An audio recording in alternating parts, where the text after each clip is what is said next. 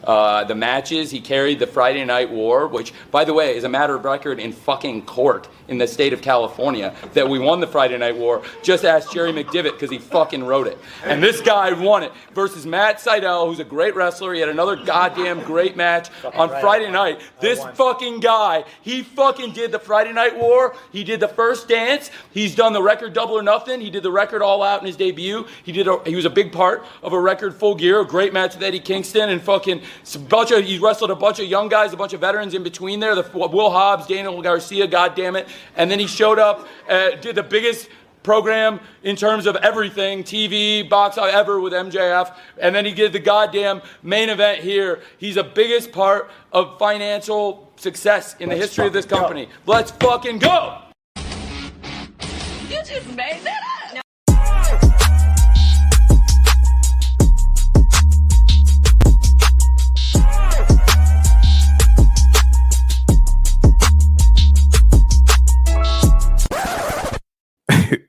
No. Yo. It is your guy. It is AJ.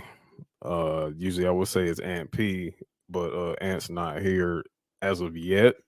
You know what I'm saying? But I'm here. You know what I'm saying? I'm here on the solo tip or whatever. But welcome back. It's Midcarders and Catering. This is episode 45. Good Lord. 45 episodes in. Almost close to that 1 year mark. You know what I'm saying? But we're not there as of yet, you know what I'm saying? But just a lot going on right now as it is recording, but still, as you can see, that intro right there was just insane. You know what I'm saying? It's kind of just the state of a certain company right now. It's just to go from that point right there, all of that cap that Tony was talking about till now, it's just quite absurd. But that's nothing, you know what I'm saying? That's neither here nor there. I am here by myself currently. However, I could not come alone. I mean, come on now. You know what I'm saying? Ant may not be here at the moment, but we do have someone special in the building this evening for the very first time here on this platform. I want to introduce this guy. You know what I'm saying? Like, I mean, what else can be said? I mean, he's probably like the most the busiest guy in show business today. You know what I'm saying? Like, this guy is he's got his hands everywhere, all over the place. He's probably going to interview your most favorite rapper. He may interview your most favorite wrestler. He may interview like just entertainment wise. This guy, he just has it all. You know what I'm saying? I want to introduce you to none other than. Let me drop these accolades real quick. Vibe magazine, you know what I'm saying? A part of the Stay Busy podcast, you know what I'm saying?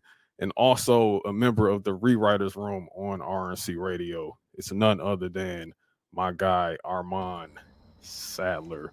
What's good, Armon? We here, man. Thank you so much for having me. My Detroit brethren showed me a good time when I was out there. Honored to be here. Friday night potting. We out here being wholesome. You know, we inside. Yeah, we inside boys tonight. You know what I'm saying? Even though, you know what I'm saying, you've been outside. But I'm not telling. You know what I'm saying? It was a part of his job. It's part of his work. You know what I'm saying? He was working. So yes, sir.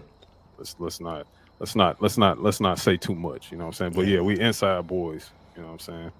But of course, you know what I'm saying, this is Jersey City right here. You know what I'm saying? This is the homie. So when you ever in Jersey, you got to check in. You got to check in with Big Armon, you know what I'm saying, or Liv Morgan. You know what I'm saying? So I did a brief introduction to you, you know what I'm saying? But of course, you know what I'm saying, I'm leaving the door open for you to go ahead and introduce yourself to the crowd and talk your shit, man. Talk your shit. Tell these people who you are and like what you do, bro. I appreciate that, man. As for the listeners who may not know me, Armon Sadler. I go by a couple different pseudonyms. Vegan Chorizo Poppy, founder of Bald Nigga Ballers, BNB for short. The Roman Reigns of rhetoric, the Paul Heyman of podcasting, the John Cena of journalism, the Brock Lesnar of broadcasting. hip hop reporter at Vibe Magazine, as you said, host and creator of Stay Busy with Armon Sadler, where we have responsible discussions on the entertainment business and culture. Member of the A Show RNC on RNC Radio, 1/3 of the Rewriters Room. And yeah, I'll be doing what a lot of these wrestling journalists think that they do, but I do it at a much higher level and much better. Yeah, man, you know, I'll be working. I'll be working. And, you know, I think that's one thing I never want people to get confused about is like everything that I've achieved, it's been earned through hard work. Absolutely. And I'm really enjoying the spoils of that hard work right now. So yeah, man, I appreciate the opportunity to be here for real. I love potting. And I genuinely fuck with y'all. So it's cool to talk to people that I actually like. For sure, man. You know what? Hold on. I got to give you this, though. I mean, I can't. After all that right there, after all that he just laid out on the table right there, you know what I'm saying? Like, he talked the shit right there, you know what I'm saying? He let y'all know who he was. I mean, let's be clear with Armon, man. When he says he works hard and all of this is earned, and he talks about especially being that wrestling journalist, that journalist period. It ain't just wrestling. You know what I'm saying? That journalist period that these people aspire to be. Let me just break this down for you. Trish Stratus, Drew McIntyre, Damian Priest. I'm sorry, Bad Bunny. Like this guy has talked to them all, man. So right now he being modest, you know what I'm saying? But I'm a sit up here. I'm gonna gas my brother up on here. You know what I mean? Like, because this is serious business. You know what I'm saying? This is the type of move. Once these mimosas really start hitting, I might not be so modest. So hey, you know what? Then let them hit, bro. Let them hit, man. You know what I'm saying? But I'm especially happy to have you on, man, because of course, like this was always a plan to bring you on here, and of course, this is probably the first of many. You know what I'm saying? Like, if any, you know, as we go on with our podcast and everything like that. But again, like, Armon, he came through, he pulled up in Detroit for SummerSlam, you know what I'm saying? So it was only right that we all had like linked up and everything of that nature. So you know, I had to show him a little bit around and everything, you know, introduce him to Jet's Pizza. You know what I'm saying? I'm still thinking about that pizza, boy. That shit was hitting. See, I told you I wasn't gonna leave you wrong. I was like, yo, I'm gonna get you right before you leave. You know what I'm saying? Sir. So all of that, and just him just being able to enjoy the city, enjoy the town while he was here. But you were really, really busy too at the same time, because you had to be at all the media events and all the other outside events. It wasn't really until SummerSlam when you was able to finally like slow down a little bit and like enjoy the show, you know what I'm saying, as a fan, which is really, really cool. But it was of course I was happy to, you know, when we finally linked up and I was like, yo, got to get you on the pod, and you know, without hesitation, you was like, yo, I'm there. Like, absolutely. Just let me know. Say the word, you know what I'm saying? So I'm glad that you came on, you know what I'm saying? I'm definitely happy to have you here, and we're gonna sit here, man. We're gonna talk wrestling, you know what I'm saying? We're gonna talk some real life things too at the same time. Because again, I want our listeners, especially the listeners who may not know who you are or of you just of yet, just like how we do with most of our guests here, you know what I'm saying? Because there's always a story, there's always some history, there's always something that brings us all into this space that started us here, you know what I'm saying, that brought us into this space. So I gotta, you know what I'm saying, we got a question that we always ask. It's our version of the knuckleheads, you know, who's the first person to bust your ass type talk. Except this is a little more nobody not kicking your ass, at least, unless you got like an older sibling that was trying wrestling moves on you when you was a kid. Me and my brother definitely used to do moves on each other for sure. Okay, because that's what I'm saying. Because there's something, but there was something somewhere to introduce you to this whole game, this whole thing that we love called pro wrestling. So I gotta ask you, who was the first pro wrestler or wrestling event or just whatever that brought you into this space, this crazy world known as pro wrestling?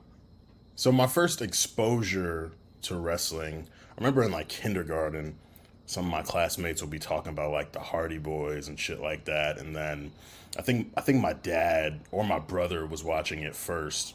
So they got the I think it was called WWF Royal Rumble on the Dreamcast.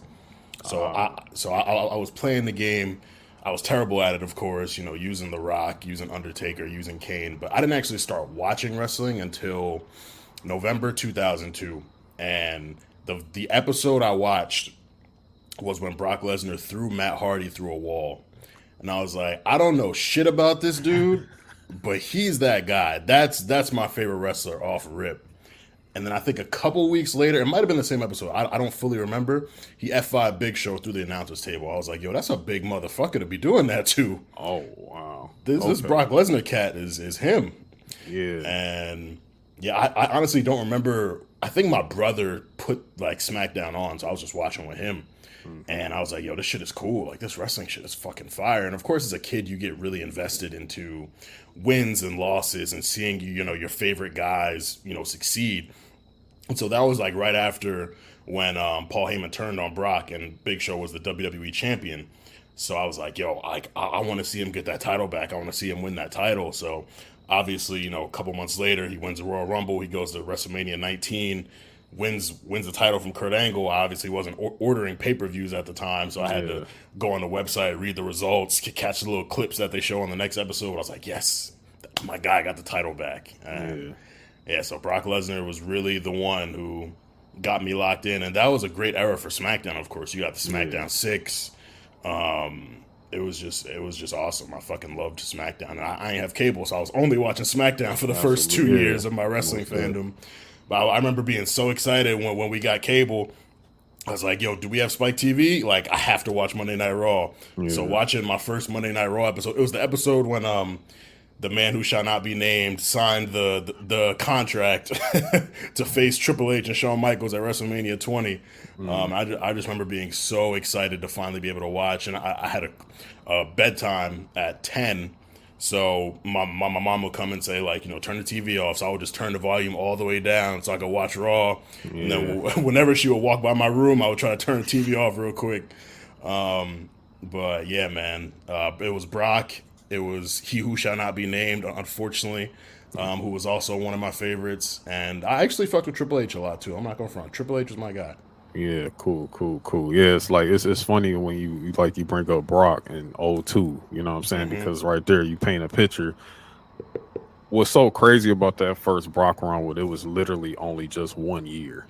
Yeah. Like he did all of that in a year. Mm-hmm. You know what I'm saying? Like he came in destroying as a powerhouse heel type, you know what I'm saying, behind Paul Heyman. He went through literally the entire he was the face of the company within a year, and then like that he was gone. You know what I'm saying? Yeah. It was just like, hey, holy shit. You know what I'm saying? Like he just went off to go try out. Yeah, he went to go try out for the NFL and all. Then the UFC he went to New Japan for a minute, then he went to UFC, then all the, you know what I'm saying?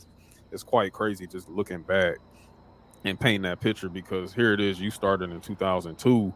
And already I kind of relate to what you're saying in the sense of being one of those kids that did not have cable, at least consistently, you know what I'm saying? Like, because, it was like off and on with my parents, like around that time.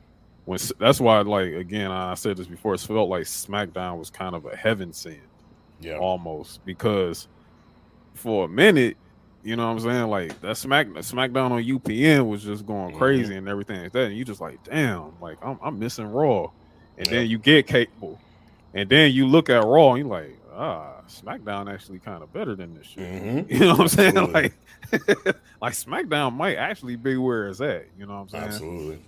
And then we got so many bangers on SmackDown during that period. Like, you know what I'm saying? Like, it's funny you brought up the Big Show and Brock period. I think, was that the SmackDown when they broke the ring, if I'm not mistaken? That was in 2003. They had a title match in the main event and then broke the ring. Broke the ring, So that was just crazy time. That early ruthless aggression, because that's when Cena started to come in. You know what I'm saying? Cena started to make his little run before he became the Doctor of Thugonomics and all that silly shit started. You know what I'm saying? But you know what I'm saying? I definitely remember Brock throwing Matt Hardy through that wall backstage. Like it's crazy. And then just hearing that from you, like seeing that, you know what I'm saying, like Brock Lesnar was the one, you know what I'm saying, as a kid, you watching as a kid, like, and you seeing Brock Lesnar like that, it was just like, yo, like he like Brock really connected with you back then. Yeah. You know what I'm Yeah. saying? Like it almost felt like our first time I saw Shawn Michaels, I'm like, yo, this dude is like the coolest fucking cat ever. You know what I'm Yeah. saying? Like, but yeah, it's really cool to hear that and hear your history in that, and to see how it's brought you to this stage of where you are now. Yeah, You man. know what I mean? Like, because I think I don't think any of us as kids once thought like, oh, you know, I may end up making content about this shit one day, or I might actually interview people like this one day, or like what? Like for us, it was just a silly little soap opera, like Yeah. just another thing next to watching anime. You know what I'm Yeah. saying? But for you, you know what I'm saying, for you per se, like where it's taking you from just being a fan as a kid of watching Brock Lesnar do these funny things on television to interviewing these people Yeah. today, it's just it's outer worldly, you know what I'm saying, to say the least. It definitely doesn't feel real still. Yeah. Like like you said, I never imagined it. I didn't plan to be a journalist when I was 6, 7 years old. Like I thought I wanted to be a lawyer or a baseball player, and you know, life took me where I was meant to be taken, and thankfully I'm pretty damn good at what I do. And now it's gotten me to where fucking Trish Stratus is resharing my Instagram stories, and I'm DMing back and forth with her, like just to strategize, like, you know, what do you want to post? Like, post Okay, look, this. I don't want to cut you off here. Okay, I don't want to cut you off here. Okay, I want to say, I want that to be heard one more time. Okay, this is Trish Stratus, y'all. Okay, Trish Stratus. We was teenage boys all once. You know what I'm saying? Yeah. We know Trish Stratus from back then. Okay, she's still Trish Stratus today. Still, Yes. but Stratisfaction. to say, yo, Trish Stratus was DMing me is insane. You know what I'm saying?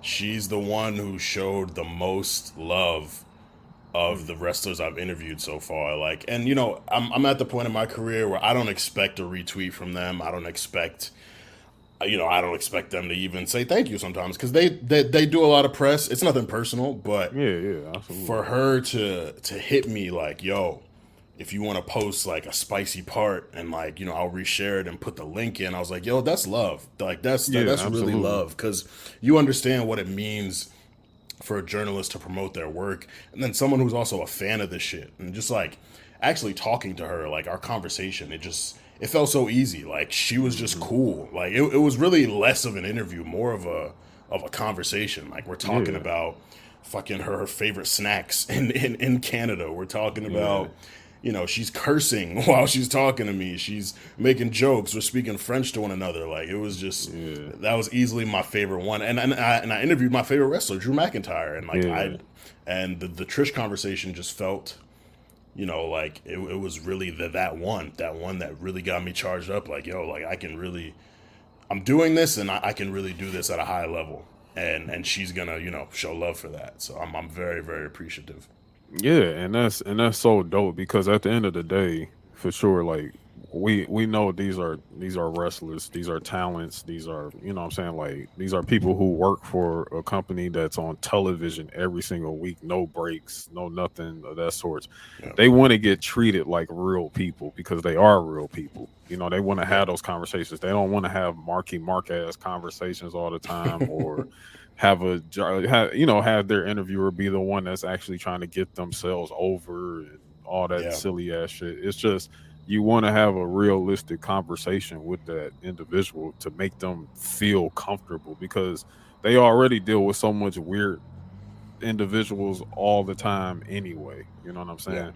So I mean, that's definitely kudos to you on that. Thank for you, sure. Man. And I know it's only so many more to come, because the work you do has put you in the room. You know what I'm saying? Like you've been, you know what I'm saying, when you were here in Detroit for SummerSlam, you know what I'm saying? And I kept telling you, I was like, yeah, so you know, you know you're gonna be in the press conference, right? And you're just like, you know, I'm probably maybe so. I'm like, yeah, okay, whatever, Armon, you're going to the fucking press conference. And then to see you there, I'm like, yo, like that's my guy. Even though they did my homie wrong, they didn't give him that mic.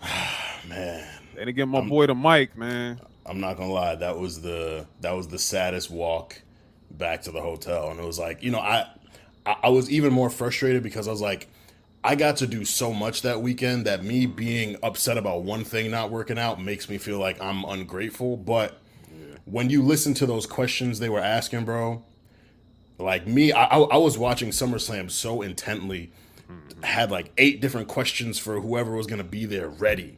I'm sitting there raising my hand every time, you know, a question is over. Byron's looking at me, you know, different people there. I'm like, yo, come on, bro. Just like, especially Triple H. Triple H is who I really, really wanted to talk to. I had an amazing question for him. And it didn't happen. But that was my first one, you know. And I kind of noticed even like the wrestlers, Cody and Triple H, they recognized certain journalists in the room. So I felt like it was catered towards, you know, having them speak, which I understand. So it's like, all right, like now this just motivates me even more to be that person where when I'm in the room, they know me and you have to give me the mic. Like I just got to get to that point. So yeah, it was tough, but I'm charged up. And you will. You know what? Because I'm gonna put this out there now into the universe right now. In Philly in April next year, you're getting that mic, bro. Absolutely. You're getting that mic, and you getting that mic. Because I'm guessing they would do the press conference after night 2, I guess, or whatever. They did both nights this year. They did both nights. Okay, cool. So whatever night, if you in there both nights, you getting that damn mic. Be there, and they gonna find out who the hell Armon Sadler is. They gonna find out to that night, and they ain't gonna forget you because I, for one, I think I remember you kind of telling me the question that you was gonna like ask H and everything like that, and I was like, yo, of course, it's the most basic yet pure yet just coming from a place that I'm like, hey, this is about you. This ain't about everybody trying to get to know me. You know what I'm saying? Like I want to ask you like a real live question. I'm like, yeah, man. Yeah. You're gonna get that chance, bro. That's absolutely without a doubt. I mean, because look how much you've done so far. And, you know what I'm saying? And it's only like because you got talents who know your name, talents who know who you are, so it's only gonna go up from there for you. Absolutely. For sure. But yeah, man. It's just so the other work that you do, you know what I'm saying, the Stay Busy podcast, again with growing exponentially, you know what I'm saying? I mean, I know it's only gonna go up even further with the more visibility you get from like Trish and everything like that. Yeah. But outside of the Stay Busy, you have this very, very special podcast. Honestly, it's probably the best. It's an idea I wish I came up with first, because it's kind of like the things that you did as a kid playing like WrestleMania 2000 or some shit, or No Mercy or something. Like you do like fantasy booking, except in a way you're rebooking something. You know what I'm saying? Something you send it in a different trajectory, as in if this is in another universe, this is who I'm going to do. This is how I'm gonna do this and everything of that matter. So the Rewriters Room, I would like you to explain like the Rewriters Room, how it came to be. It all started in a group chat, man. I remember like it had to be around WrestleMania 34. CC Channing and I, we all went to Cornell together. Oh, okay. And we would always be tweeting each other about wrestling stuff. And I was like, yo, let's just start a group chat. So instead of, being on the timeline with it, we could talk about it. Because also, and I've said this before, like, being a wrestling fan, it didn't always feel cool. So I would kind of hide the fact that I liked wrestling. I would tweet about it a little bit, but not much. And then as I kind of, grew in journalism and started to meet more people, I saw a lot of the people I looked up to were also wrestling fans, and they would tweet about it proudly. And that really empowered me to be more open about my wrestling fandom, and empowered me to, reach out to J5 and Meals and ask them, if I could start a show on their network. And we were thinking about the idea for a while. And I thought about, like me, Channing, and Cece, we just be fantasy booking shit all the fucking time. Some of it makes sense. Some of it is nuts, as you see when you listen to the episodes. But it's a very fun experience. And I think, that's one thing wrestling fans do a lot, sometimes to a fault, to their detriment, is fantasy book shit. So let's put that on a show. Let's kind of, really like do something structured with it and get everyone thinking. And with Rewriters Room, like, I don't realize how many people the man is here. Hey, he's here. What's good, my brother? And he's cut up. Well, yeah, I finally had to get a haircut today, man. You look good, my brother. I appreciate you, man. I wanted to get the Meek Mill fro, man, but I had a special interview I had to do today, man, so I had to get cut up for it. So I hear you. But Armon was explaining like the Rewriters Room. Yeah. It's always nuts to me when people say like, I love Rewriters Room. That's my favorite podcast, stuff like that, because I just don't really realize it. Like, I think the one thing about podcasting, which I'm sure you guys realize too, is like there will be people who will be tapped in weekly and they just won't say anything. They won't tweet it. They won't retweet anything. They won't engage, but they'll be tapped in. And so, especially this past season when we relaunched season 4, and I saw all the excitement in our Discord and on Twitter, I was like, oh shit, people are like really tapped in. And I think, that we have the benefit of being on the A Show network, where the A Show is popping, the War Report is popping. And, I kind of felt like, damn, like, do we measure up to those shows? Are we good enough? But I think our concept, as you said, is just, it's so thought-provoking. It's so engaging. It's entertaining. Channing and Cece really be having me like dying laughing on those calls with the shit that they come up with. Like, I honestly think like they're better at it than I am, just because of how galaxy brained they can be sometimes. And so I love kind of just being that, like, the one who kind of just, throws alleys to them and just lets them run wild. But yeah, man, we're 3 years into it, 4 seasons into it. It's been really fun. And yeah, I think just being able to talk wrestling with people who I like, being black wrestling fans, black Ivy League wrestling fans, who get on a Zoom for an hour and a half and just come up with crazy shit, but shit that also kind of makes sense sometimes. It's a great experience. So I love them to death. I love J5 and Meals for giving us that opportunity, and I'm glad people enjoy it. We will be back this fall too. September's here, so we'll be coming back to finish off season 4 in a few weeks. Yo, that's what's up, man. Because I remember that's honestly where I first kind of like discovered who you were. Yeah, was like the Rewriters Room. I was like, I think I was like driving to work one morning. You know what I'm saying? Because that's really like when I listen to my podcast, like when it's one of my office days or something like that. I'm riding, and then this was like I hear the intro. It's like Rewriter. I'm like, yo, what the fuck? And then I'm just like, all right, okay, what's this?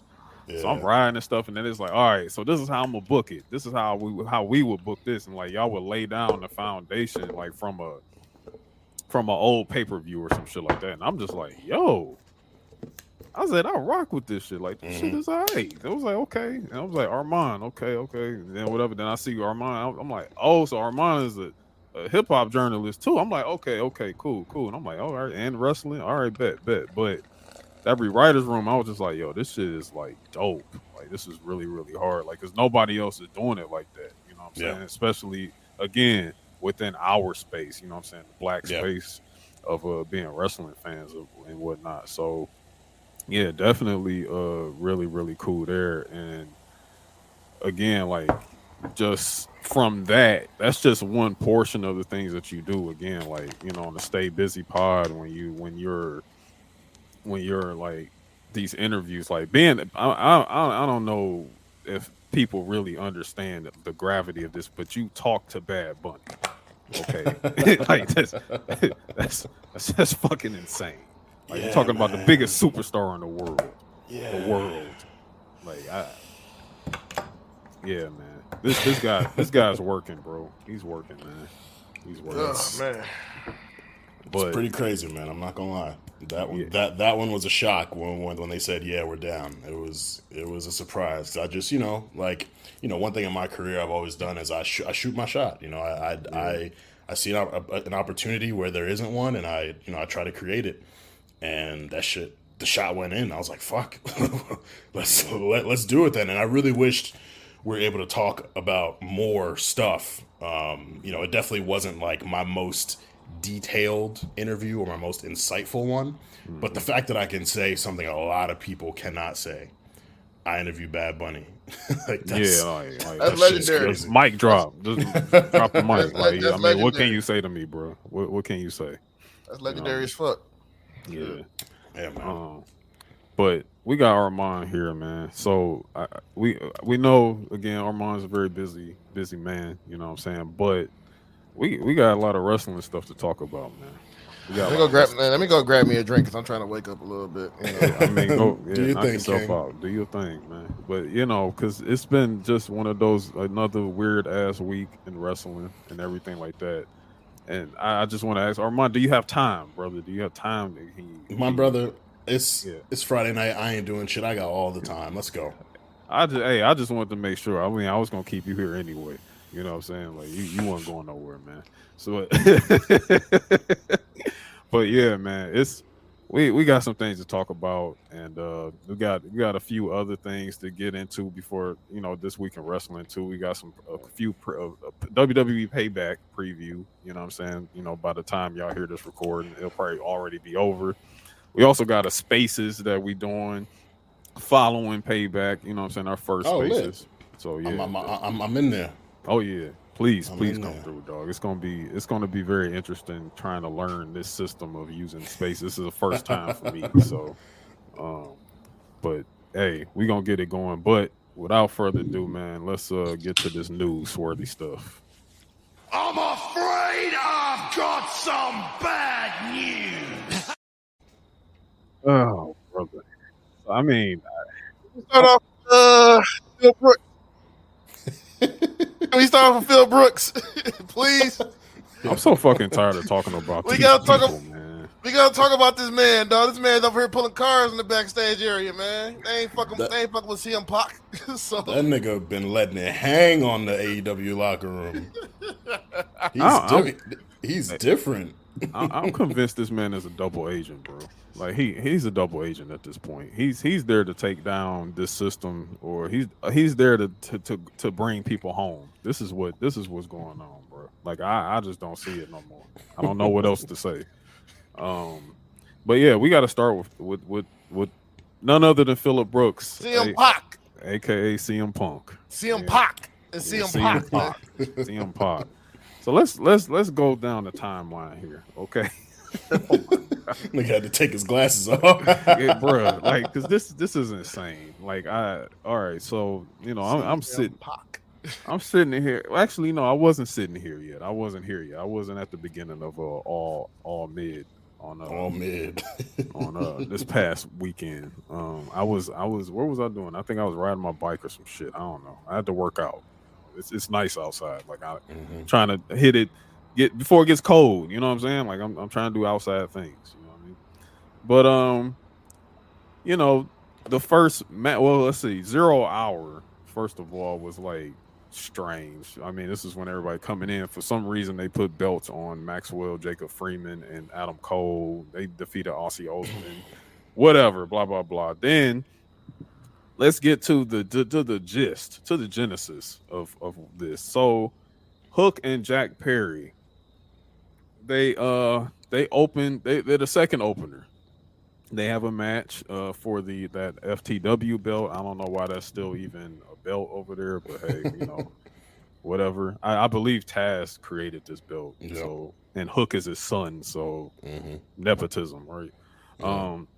So during this match, there was a car that Jack Perry came in through the entrance or some shit like that. I don't know, but let's rewind a little bit there. Okay, so Jack Perry wanted to do something with the glass on Collision, if I'm not mistaken. This wasn't tempered glass. This was real glass. He tried to go through all the higher ups, within there, and it finally reaches CM Punk. Punk says, "Get the fuck out of here. You're not using real glass. We don't do that shit on Collision, bro." As he fucking should. Head Booker, CM Punk. No. That isn't the head booker. That's the president. Nigga, he runs this bitch. Yeah, president. He runs this bitch. That's GM Punk. GM Punk. Yes, correct. That's CFO Punk. Correct. He says, "Nah, get the fuck out of here. We're not doing that." So, I guess this little tension rolled over into the pay-per-view, and Jack Perry for some reason knocked on a glass and said, "Hey, there's a real glass, like, I don't know, looking like Cry Me a River." Yeah. And then proceeded to get his dumbass Itachi'd in the back because he definitely the fuck out of him. So we done got different numerous versions of what exactly happened here, but I'm guessing, he walks back into Gorilla. CM Punk is ready to come out to face Joe. He bumps into CM Punk like, "Yeah, bitch." Bumps into a shoulder bump or whatever. I guess he didn't expect Philip to react the way he did, and I think he forgot he was Jungle Boy and not, not the big Terminator that he thought he was or some shit like that. And apparently, following that, right before Punk's music hit, he gets put in the Fluta clutch, the one that Shayna Baszler does. I don't know. That's one version I heard. That nigga probably gave Jack Perry a noogie.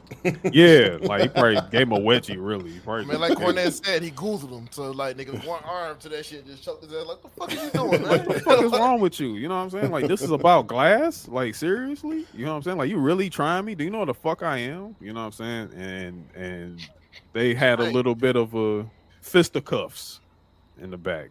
Really, it was Jack Perry getting choked the fuck out and everybody telling Phil to let go. You know what I'm saying? Then he screamed on Tony Khan. And that too, for some reason, apparently he lunged at Tony Khan, and monitors were like knocked over, and it's like, "Bitch, fuck you, I quit." I don't know.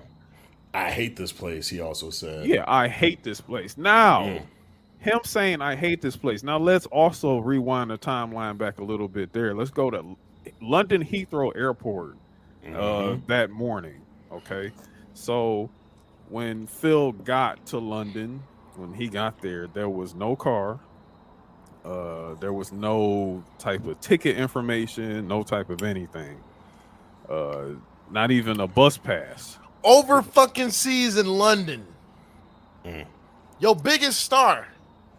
Nigga had to find his own way to the hotel in Wembley. That's crazy. That's fucking insane. Yeah. So he takes public transportation. He jumped, like, again, this is a president of a brand within your company. I'm mad we running for president right now. I'm riding with it. I said head booker. I look, I don't know the happenings or the agreements or anything like that. This is big Bill Phil, according to Zasloff. So whatever. Big Bill Phil is riding on the subway. You know what I'm saying? Taking selfies with fans that's like, "Oh yeah, hey mate, no, Wembley's that way. Isn't it?" You know what I'm saying? Like he's getting directions from people on the street, not getting a car or an Uber. Like Tony didn't even like call a Lyft to pick up his mans. Like he just said, "Yeah, Punk's here, whatever." So they're trying to say that there's some tension that's been brewing there for a second between the two. So let's fast forward to the lunging at Tony Khan. "I quit. I hate this place." He goes out to perform. You know what I'm saying? He goes out to perform. True professional. Hey, I have no words. I don't know. You know what I'm saying? He goes out to perform with Samoa Joe, defeat Samoa Joe for this really weird title that they have. It's an AEW title with an X mark on it. I don't know. But yeah, And I guess they was getting Phil up out of there, you know what I'm saying? And apparently maybe Kenny Omega was in the back smiling as he left or some shit. I don't know. That's just me. Them niggas I told you about that nigga Punk. I told you. I did not tell you about that nigga. Like, but hey, you know what I'm saying? Now, that's just my account of what's been going on because there's just been too much on. Oh, and shout out to everybody just running with this fake Miro story about all that shit. Hey man, look, man, I had to run with that for a little bit, dog, because I was just thinking about how Punk was just really just running. How Punk was just really running shit back there. Like, nigga, I'll whoop your ass too. I'll fuck you up too. I'll tell you want to go outside? And apparently they were joking with one another. So, you know, whatever. There's so I gotta ask you guys, like what the fuck? That's what I want to ask you. Like, hey man, look, bro. On some real shit, CM Punk is 2-0 in fights in AEW locker rooms, dog. He's 2-0 right now. Like, I think if Ace Steel was there, it'd have been a full on mayhem brawl of that bitch. Like, CM Punk is over. CM Punk runs that shit. He runs AEW. Like, they're scared of that man. They are terrified of that man right now. Jungle Boy thought like, okay, he ain't gonna do shit. He got his ass choked. He got a Tachi, nigga. He got choked up, nigga, like that, bro. Like, it's bad, man. It's bad, bro. It's bad. Yeah. I've never seen a company in such turmoil, and everything is public. Niggas can't shut up. Niggas over there cannot shut up. It's a different report from Sean Ross Sapp every other day, or all these other outlets. Like, niggas cannot shut up. And then they always want to come on the timeline with that fake camaraderie too. Oh, wrestling's amazing. The women's locker room is amazing. We all love each other. We all look out for each other. Shut the fuck up. Shut up. Shut up. No. Shut up. No. None of that shit. That listen. That toxic positive. That Adam Cole tweet is by far the worst tweet I saw all week. Adam, get the fuck out of here with that bullshit, man. Like, stop trying to act like you some space brain that don't know what the fuck is going on, bro. You literally walking past them in the damn I've gorilla, heard bro. some stories in that locker room, man, and I'm not gonna repeat on this bitch, but yeah, I'm gonna just say this: fuck y'all. Yeah. I'm gonna call Dr. Umar on y'all bitch ass niggas real soon. It's terrible over there, and it's like AJ, you saw that tweet that I quoted, my own tweet. And it was from last year when Brawl Out happened. I was like, when CM Punk first debuted in AEW in 2021, nigga was like, yo, Vince McMahon is on suicide watch. It's over for the WWE, blah, blah, blah, all this. I was like, wait, just look. 1 year later, Brawl Out happens. CM Punk gone for 6 months. Comes back, everyone's hyped. Collision is here. Oh my God, it's lit. Restoring the feeling, breath of fresh air. AEW is back. 2 months later, Brawl In happens. Come on, man. I mean, come on. Can we just say that all anything, like all in, all out, like are they cursed? Like, are they cursed? Hell yeah, they cursed. I mean, man, look, all in is very fucking cursed because Ray Finney couldn't get over there. Daniel Bryan got hurt. The AR Fox shit happened. Nigga, that shit is cursed, bro. And Ricky Starks didn't get over there. Like, you know what I'm saying? Like Ricky Starks didn't get over there. Nigga, what the fuck Ricky Starks about to do it all out? They had a convicted thug defending his titles in London too, Cash Wheeler. And won. You fucking felon. You goddamn criminal. Fucking dirtbag, man. Fucking with an ag assault on his record out here winning, bro. Getting rewarded. Like, get the fuck out of it. With a firearm. Well, look, you know why he got rewarded, right? My man's like, those are my peoples. They gonna keep them titles. Like how my nigga Ace Steel just got fired, got rehired, and got back pay. And working from home. Working from the crib. That man over there writing up stories in his drawers. Nigga, like, all right, man, we gonna do this, we gonna do that. Like, come on, dog. Like, nigga, what we on, man? Meanwhile, Phil calling her, hey, guess who I just choked the fuck out of? I beat that nigga ass. Like, you should have been there, Ace. You should have been there. I know you want to bite that nigga. Yeah, I would have bit the fuck out of him too, bro.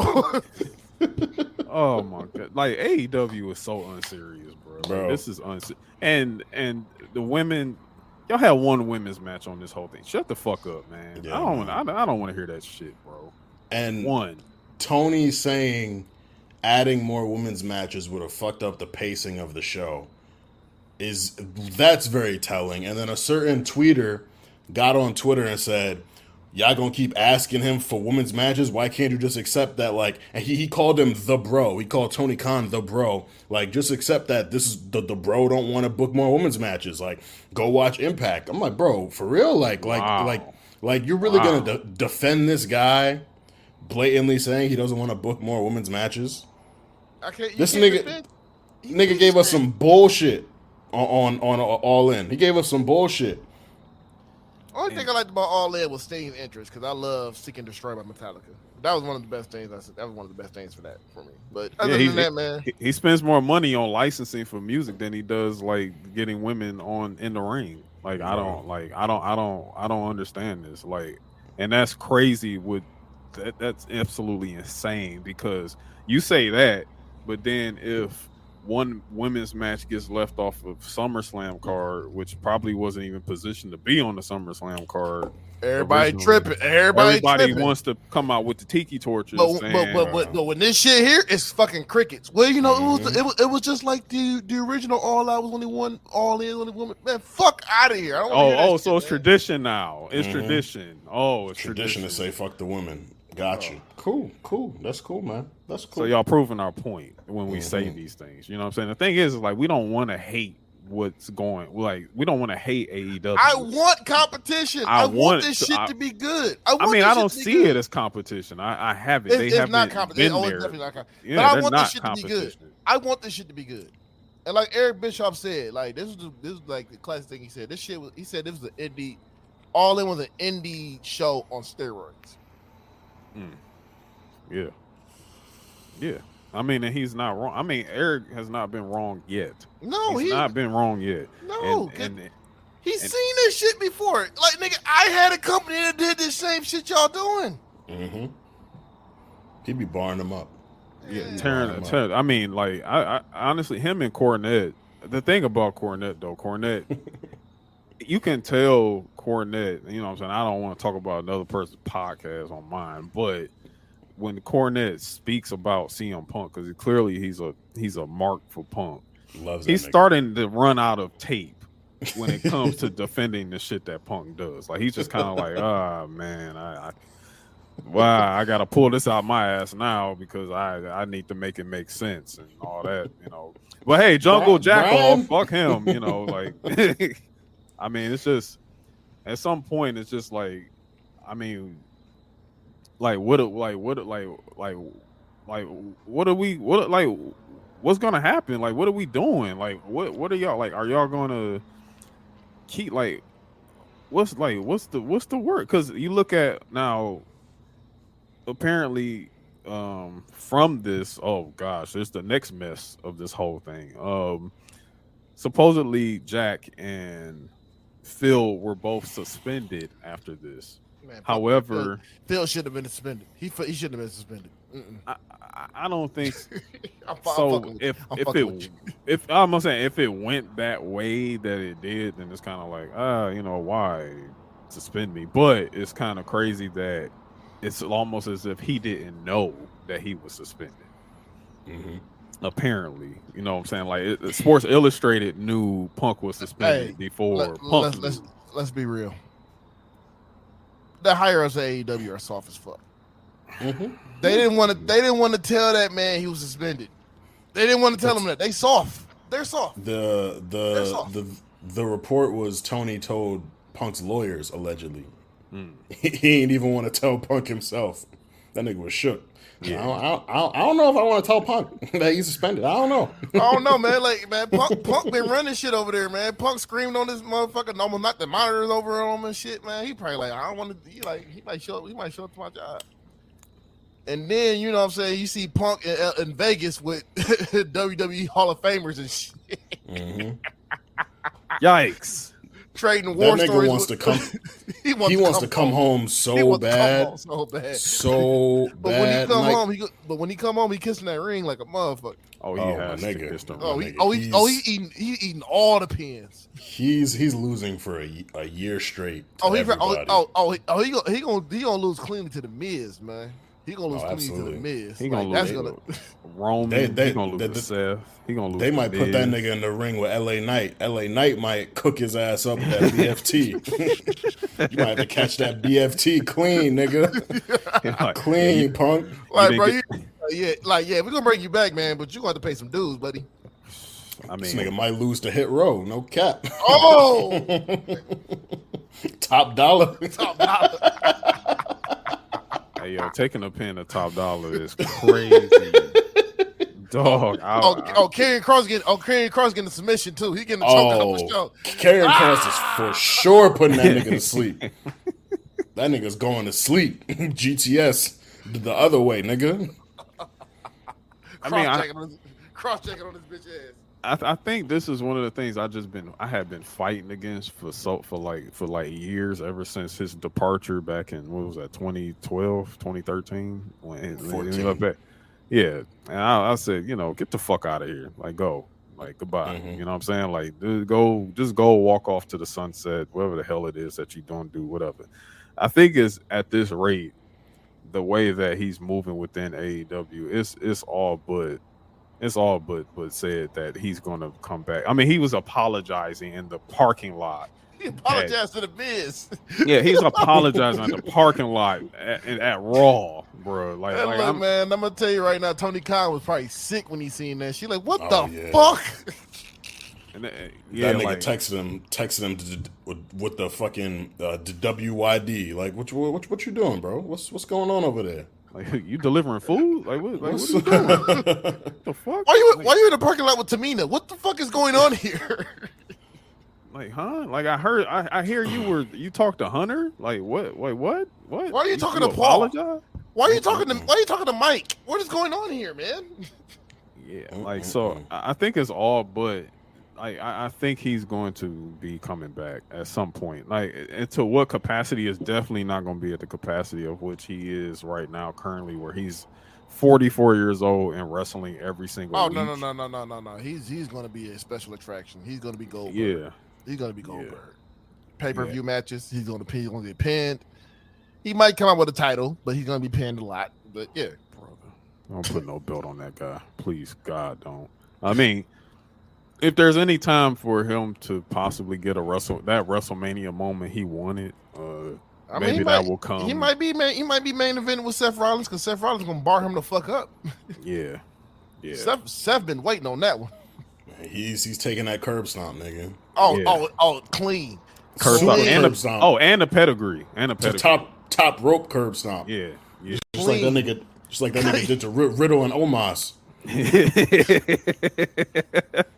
Yeah, like I don't know how much longer his contract is. It might be up pretty soon, dog. They might let him go, dog. But then again, WB Discovery ain't like, nah, this your money maker. Keep him here. I think, okay, so that's probably my question now, because I mean, WB Discovery is WB Discovery, but I still feel like, do you feel that it's like they need to just let Punk go? Yes. Yeah, they do. Yes. They do. He brings so much drama with him.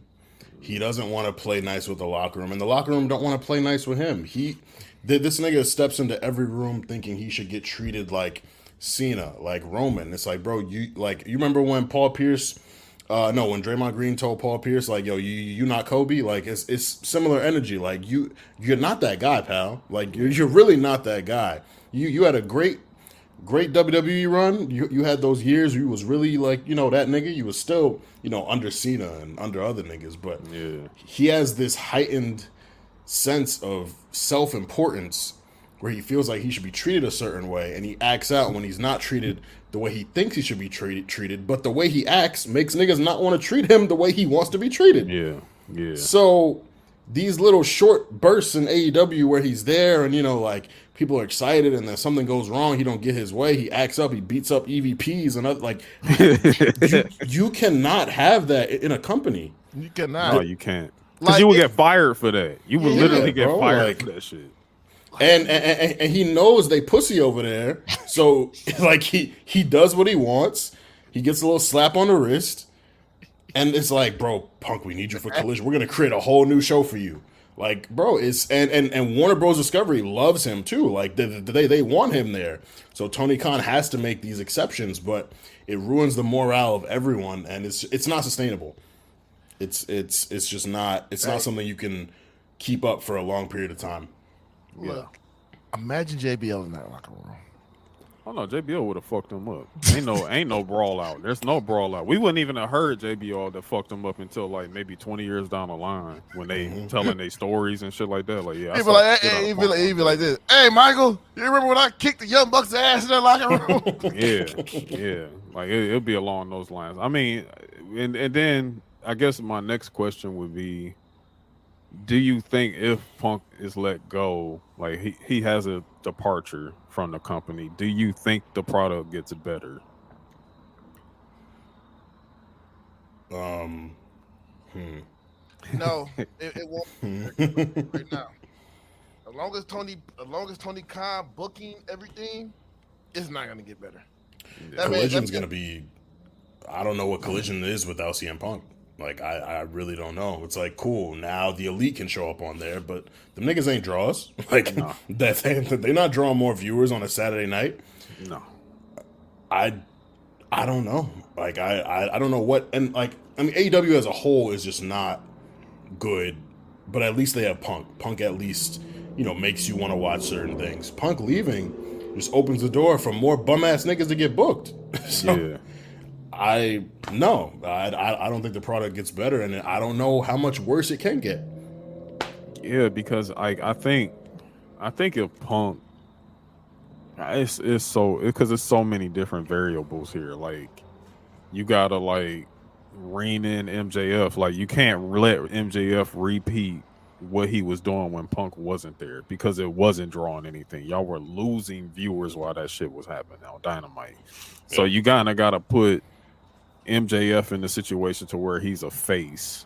You know what I'm saying? Maybe that will make it a little more likable and whatnot. You also have to increase your match quality, so to speak. You know what I'm saying? You have to make your matches better. You know what I'm saying? You have to perform better. You have to have better stories. You know what I'm saying? We already know what y'all do with stories over there. You absolutely suck at them.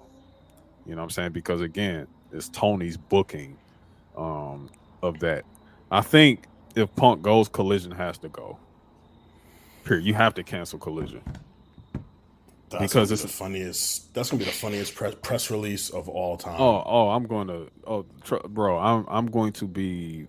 to be like literally having a Kool-Aid champagne extravaganza, like just like I won a championship if that happens, because that's going to be insane, because they said this was going to be a breath of fresh air.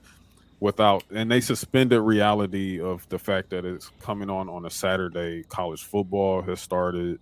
So God bless on this week's episode of Collision. Like, I don't know what you're going to do. You also going against Payback at the same time. So God bless to you. Like, no, they're going to be good for tomorrow, though. You want to know why? They're going to be good for tomorrow. How? Dennis Rodman going to be on the show. Oh, get the fuck out of here, man. Why am I seeing WCW 2000 in my head right now? This is just not okay. It's not okay what's happening right now. Anyway, they could have got Scotty. Like, what the fuck are we doing? You're going against, the NBA is going to be starting soon. You're going to get Saturday night games on ABC. I'm not watching football. College football. NFL is going to be playing on Saturdays. It's over. It's over, bro. You have to cancel it. You got to cancel it. The only thing that might help Collision, people talking about Edge, his contract situation. A lot of people think he might go to AEW. You lose CM Punk, you put Edge in there. Granted, Edge, I love Edge to death. He can't work the way he used to. Yeah. You're not gonna have him wrestling every week on Saturdays, but that first show where Edge pops out, they'll probably pop a nice rating. You find different segments to do with him. Maybe he brings back the Cutting Edge. I don't know if he gonna change his name. You got to do like the fucking Cutting Adam or Cutting Copeland. I don't know. Yeah, coming in there, Adam Copeland is gonna be crazy. If he that's the only thing. They definitely own that Edge name. I think they definitely own. Yeah, they own Edge. But that's the only thing that might save Collision is if Edge actually goes over there. He probably gonna come back in that bitch, Damian Stryker. Damian Stryker is insane. That's crazy. That's crazy. I don't.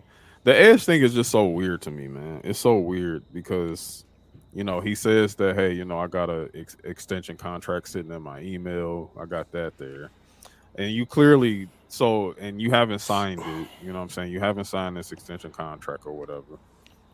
You're near 50. Also, you saying you got a contract just sitting in your email lets us also know you also have an offer from AEW sitting in that email somewhere too. Like it's quite obvious. That's the reason why you haven't signed it yet. Yeah. I think, does Edge bring value to AEW? Yes. No. However, I'm gonna tell you why he would. You know what I'm saying? In a crate, like I'm about to rewrite a little bit of a scenario. Actually, I'm not rewriting it. I'm trying to paint this picture.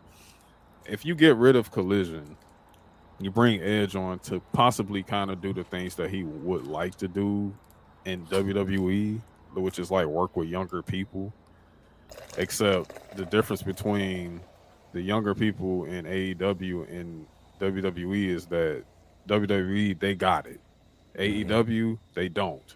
So I don't know what you can do. I don't think you can turn shit into gold all of a sudden. I just don't see that. But only thing I want from this shit, if Edge goes over there, Edge versus Kenny Omega. That's it. I mean, that's a good match. That's it. I mean, there's nothing else I want over there. There's nothing else I want over there. Tony. You're talking about Tony, right? Because Tony, you say you want that. Tony's going to give you that every single week. Then he's going to put that on the pay-per-view. So is that like, do you see that as something being viable? And then they always, of course, they're going to do the damn Edge versus Christian thing over there because he's going to team them up immediately and put them against the Hardy Boys. Oh God. And that, hell yeah. Yeah, no. That man don't know. Hey, look, man. Let's just be real about it. If they want to be real about it, fuck him. He don't know how to book. I mean, he doesn't know how to book. He don't know how to book. He's too busy trying to rehash. He's busy trying to rehash nostalgic. No, that matchups. And he's too I don't want to see listening. That and he's too busy listening to the fans. He listens to the fans too fucking much. Yeah, that's the other problem. Book. You don't have to listen to them. You hire all these other motherfuckers to book. Why aren't you listening to them? I'll tell you this. If I'm Edge right now, you know what I'm saying? Edge is a grown man. He can do whatever the hell he wants to do. If you put me in Edge's situation, I'm just going to sign that damn extension and be a legend on a Legends type deal. And I'm just going to sit at home on my rocking chair outside, drink my damn coffee and call it a fucking career, bro. Because I don't, they're going to completely waste your time over in AEW. Completely. And like, we already can kind of see, you know what I'm saying, maybe even, heard a few things that a lot of those black and gold NXT guys that will love so much are one day probably going to take their ass back to WWE. So that's going to hurt AEW even more. So to put yourself in that type of situation as Edge to go over there, Tony's not going to let you sign for anything less than 3 years. I think I just don't see that being a viable option, man. I don't see that being a good option for Edge personally. Absolutely not. He's gonna go over there and hate it. He's gonna learn what we've all seen. Yeah, and he's gonna be Billy Gunn because Billy Gunn, like, I'm tired of this shit.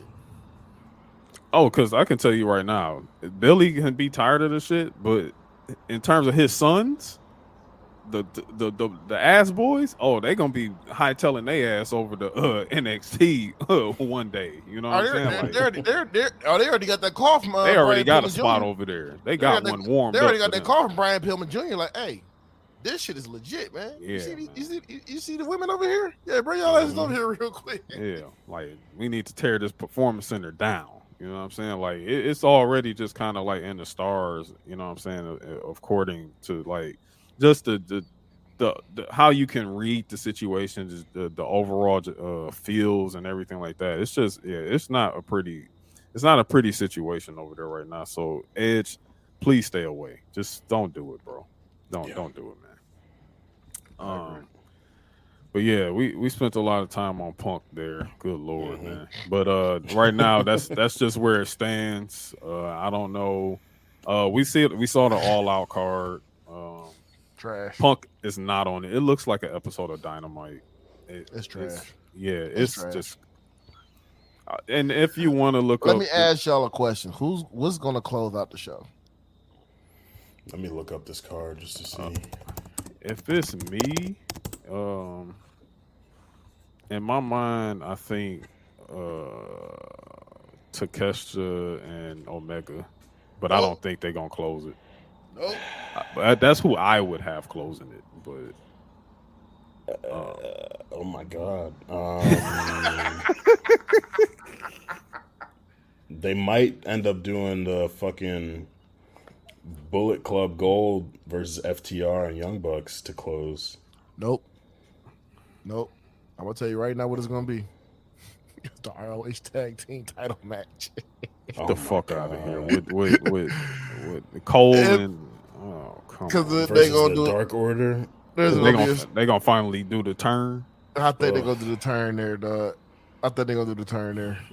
Oh my god, that shit gonna be... No, they're not, because they let the drag shit out at AEW. They do let the drag shit out over there. Look at Armon, he like, shit. I'm really trying to put myself into Tony Khan's mind right now and see what he would book. Why is there a match with Eddie Kingston and Shibata against fucking... Why is that match even happening? I don't know why you saying why to that when you completely skipping over the fact that Ricky Steamboat is supposed to be facing Ricky Starks. Oh my god. 70-year-old Ricky Steamboat versus Ricky Starks. This card is terrible. It's awful. That's why I said This card is terrible. It looks Gabby, like Rampage 1 year Gabby, anniversary. Gabby, I'm so sorry. Gabby. Once again, sorry, Gabby. One women's match. Once again. One women's match. One women's match. And Gabby brought up a good point too earlier this week. Where's the fuck is Athena? Why she not having a match? Like, she's your Ring of Honor Women's Champion, correct? Like what are we doing here? And you got is it Chris Statlander versus Ruby Soho. No heat on that match. Heatless. Cold. That shit cold as fuck. All the matches are pretty. Well, nah. The only one the match that got some heat to it is Takeshita versus Kenny Omega, and that's because of Don Callis. And honestly, the bright spot of AEW right now is Don Callis. Every time I see Don Callis on my screen, I fucking laugh. That nigga's hilarious. Don definitely he moves stories along for sure. He's hilarious, man. I mean, Kingston and Blackpool have a story to them. Is it a good one? No, but there's something there.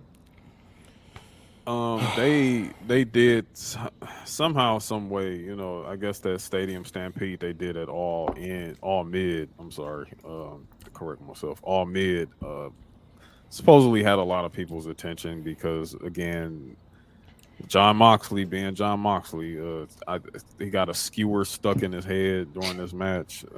What's wrong with him? Hey, look, I really don't know. Here's the craziest thing about John Moxley. He's the most professional motherfucker over there in AEW right now. Yep. I mean, you got to give it to him. He ain't scrapping with nobody. He just comes, do his job, go home to his wife and his kid. He comes in, he bleeds. He bleeds. All that shit. And he goes home. And he goes home. You haven't heard this man with no drama over there. None. Yeah. Like I gotta give him credit for that. I think it's because they let him do what he wants to do. I think that's probably a big reason why. I think it was. They probably want to make this man an EVP. He like, man, I don't he don't want that shit. But I think it's because they allow him to do what he wants to do. Like I think because if he had the WWE chains on him, he'll be fucking miserable. He'll be so miserable. He'd be like, yo, I gotta get the fuck out of here. This is bullshit. But being that he doesn't have those chains on him, what I'm saying, he gets through it. He's still working with Yuta and Claudio. So I guess what I'm saying, he's just kind of like, well, that's them, not my problem. Fuck them. I don't care. Hey, pass me the blade. You know what I'm saying? Like that's Mox's whole thing over there right now. But I love it, man. I love it. Like that man is just over there just having a ball. He like, man, fuck it. You know, so I'm getting paid a lot of fucking money. yeah, I got to go home. Like I'm just like, bro, I don't give a fuck. Man, I can do whatever the fuck I want to. Like, he probably see Punk like, yeah, whoop their ass, man, and go about his business. Like, fuck it, yeah. Now, I do want to point out something interesting. There was. Now, I do have to kind of give it to Jericho and Ospreay. That was They a good had match. they had a good pretty match. good joint. I think. Do you just think Will Ospreay's just signed at this point? Like he's just pretty much there. Probably. I don't really know. I never know with that company, man. Yeah, because it's just so weird, man. Like I just like Ospreay works for Tony a lot. You know what I'm saying? Like just I think he's coming close to the end of his New Japan contract. I mean, shit, he probably getting money. Tony Khan probably paying him a lot of money. He probably haven't seen this much money in his life. He like, oh shit. Okay. Tony knows he ain't got no draws in his actual company, so he got to bring niggas from outside. Yeah, absolutely right, exactly. But yeah, I got to give it to those two, even though Jericho's a clown. Outside of that, something interesting I did want to point out. As someone who was in the audience during All Mid, Yep. Miss Princess Mercedes Monet, better known as Sasha Banks, was in attendance at All In. So, what does this mean? I have no idea. I mean, a couple of appearances, maybe. You know what I'm saying? She probably gonna fight Britt Baker because that. But brother, yeah. I mean, it is what it is. Like, I think she's still on the contract to New Japan and all that. So, she got hurt. You know what I'm saying? She got Yeah. hurt, so she probably still got some more. They probably extended it a little bit. or it might have just been an appearance. Like, hey, we'll pay you to come watch the show, and she probably just went to go watch the show. Yeah, very, very strange. I'll tell you this: it'd be very strange if you just paid for her to come watch that show and she never appears on AEW. Think about who we dealing with. I mean, I know. I wouldn't put it past Tony. I mean, there were reports that he could have signed her and he didn't. So it would not shock me. He's like, Wembley, 80,000 people, come show up. Don't do nothing, just sit there. It didn't even look like she had lit seats either. She didn't. She was up there with the normal niggas. Up there with the normal people. Yeah, with the broke folks. You know what I'm saying? She wasn't in no section 100. Yeah, she's up there in the pubs. She ain't no floor seats. Crowd. Yeah, it was sick. And they just Nasty work. They kept putting the camera on her the entire time like she was an NXT signee or some shit. It was just like, all right, guys, that's enough. Like right. I don't know what they're doing with this. You know what I'm saying? Like I really don't know. But like Ant was saying, maybe some. Oh God, please. Look, I'll tell you this: if you sign, she's not going to lose. She's Fuck no. She may give you one loss. She may give you one, but she gonna be like, okay, look, I'm not gonna keep. Look, if there's anybody that's just as bad as having Punk on your roster, it's definitely her. So she gonna be in that locker room moving like CM Punk. She gonna choke out fucking Willow Nightingale or somebody. No. Britt Baker getting her ass whooped. Britt Baker getting her ass whooped in that backstage. Yeah. She gonna get her ass whooped in that backstage. She gonna have an A steel back there too. Shit. Yeah, she not gonna be with that losing shit. She like And look, that I nigga ain't Punk gonna will be like, yeah, that's what I'm talking about. right. But yeah, it was just real interesting to see her in the crowd. Where this takes us to next, I don't know, and I don't think any of us know as of yet. But yeah, I think I am just done with AEW talk. This is just crazy. Yeah. For now, this is the most I've ever talked about AEW since I was on the War Report. yeah. Like I just knew like coming into this week when that whole thing happened. I feel so bad for Cyrus on the War Report, dog. I feel so bad for him because he has to go through that shit. I feel so bad for him, man. Jesus Christ! I mean, Quan loves that shit because that's his type of shit. But goddamn, Cyrus, bro, I'm praying for you, man. That's fucked up. Yeah, I couldn't. I absolutely could not. Shout out to Marcel, by the way. You know what I'm saying? Our AEW correspondent. That's why we I feel have bad. I Marcel. feel bad for him too. Hey, I feel Marcel bad for said he Marcel. liked the shit, man. I'll be I don't like, know hey, what the fuck. Hey, Marcel, man, watch look, it up, bro. brother. Watch Hey, it man, up. I don't know what what the fuck it is, man. But go ahead, bro. I don't understand Watch it that up. one, man. But outside of there, a more healthier workplace, it seems. I want to shout out Awesome Kong. She's going to be returning to the ring for the first time in over 3 years at Impact 1000. So That's dope. That's going to be dope for her. She's a legend, man. You already know Awesome Kong, Man, man. shout out, man. Just shout out Impact Wrestling. Shout out Impact Women, bro. Like, Yeah, you know what I'm saying? Like Yeah. that's how a women's division should be handled right there. You know what I'm saying? But shout out to Trinity. She doing her thing, man. Everything that's going on over there. Other new stuff. Gunther is gonna, he's about to break the record. In a week's time. In a week's time, he's gonna be breaking that record. He's gonna be putting Honky Tonk Man in the dirt. Get out of here. Fuck out of here. Then he'll be putting dirt by John Cena. We You know that's happening. and You think so? I think it's gonna happen, man. I think it's gonna happen. I feel like Cena's gonna be a SmackDown exclusive. I mean, actually, no. He'll probably show up on Raw at some point. No, because I'm gonna tell you right now, Cena never had the IC title. They're gonna make that man the Grand Slam champion. That's facts. That's facts. They're gonna make that man. I've always wondered if they were gonna figure out a way to put him in the IC title picture that makes sense.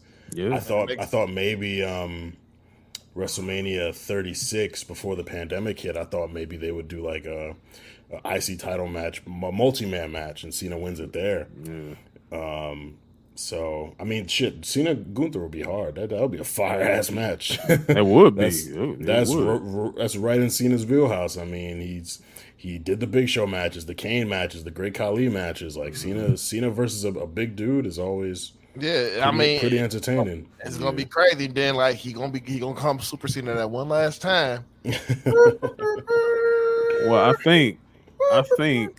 So let's see. We got he's supposed to do 7 appearances between now and. He's probably gonna do more because shit. Look at Hollywood right now.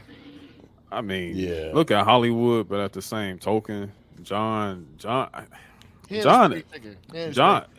also doing things.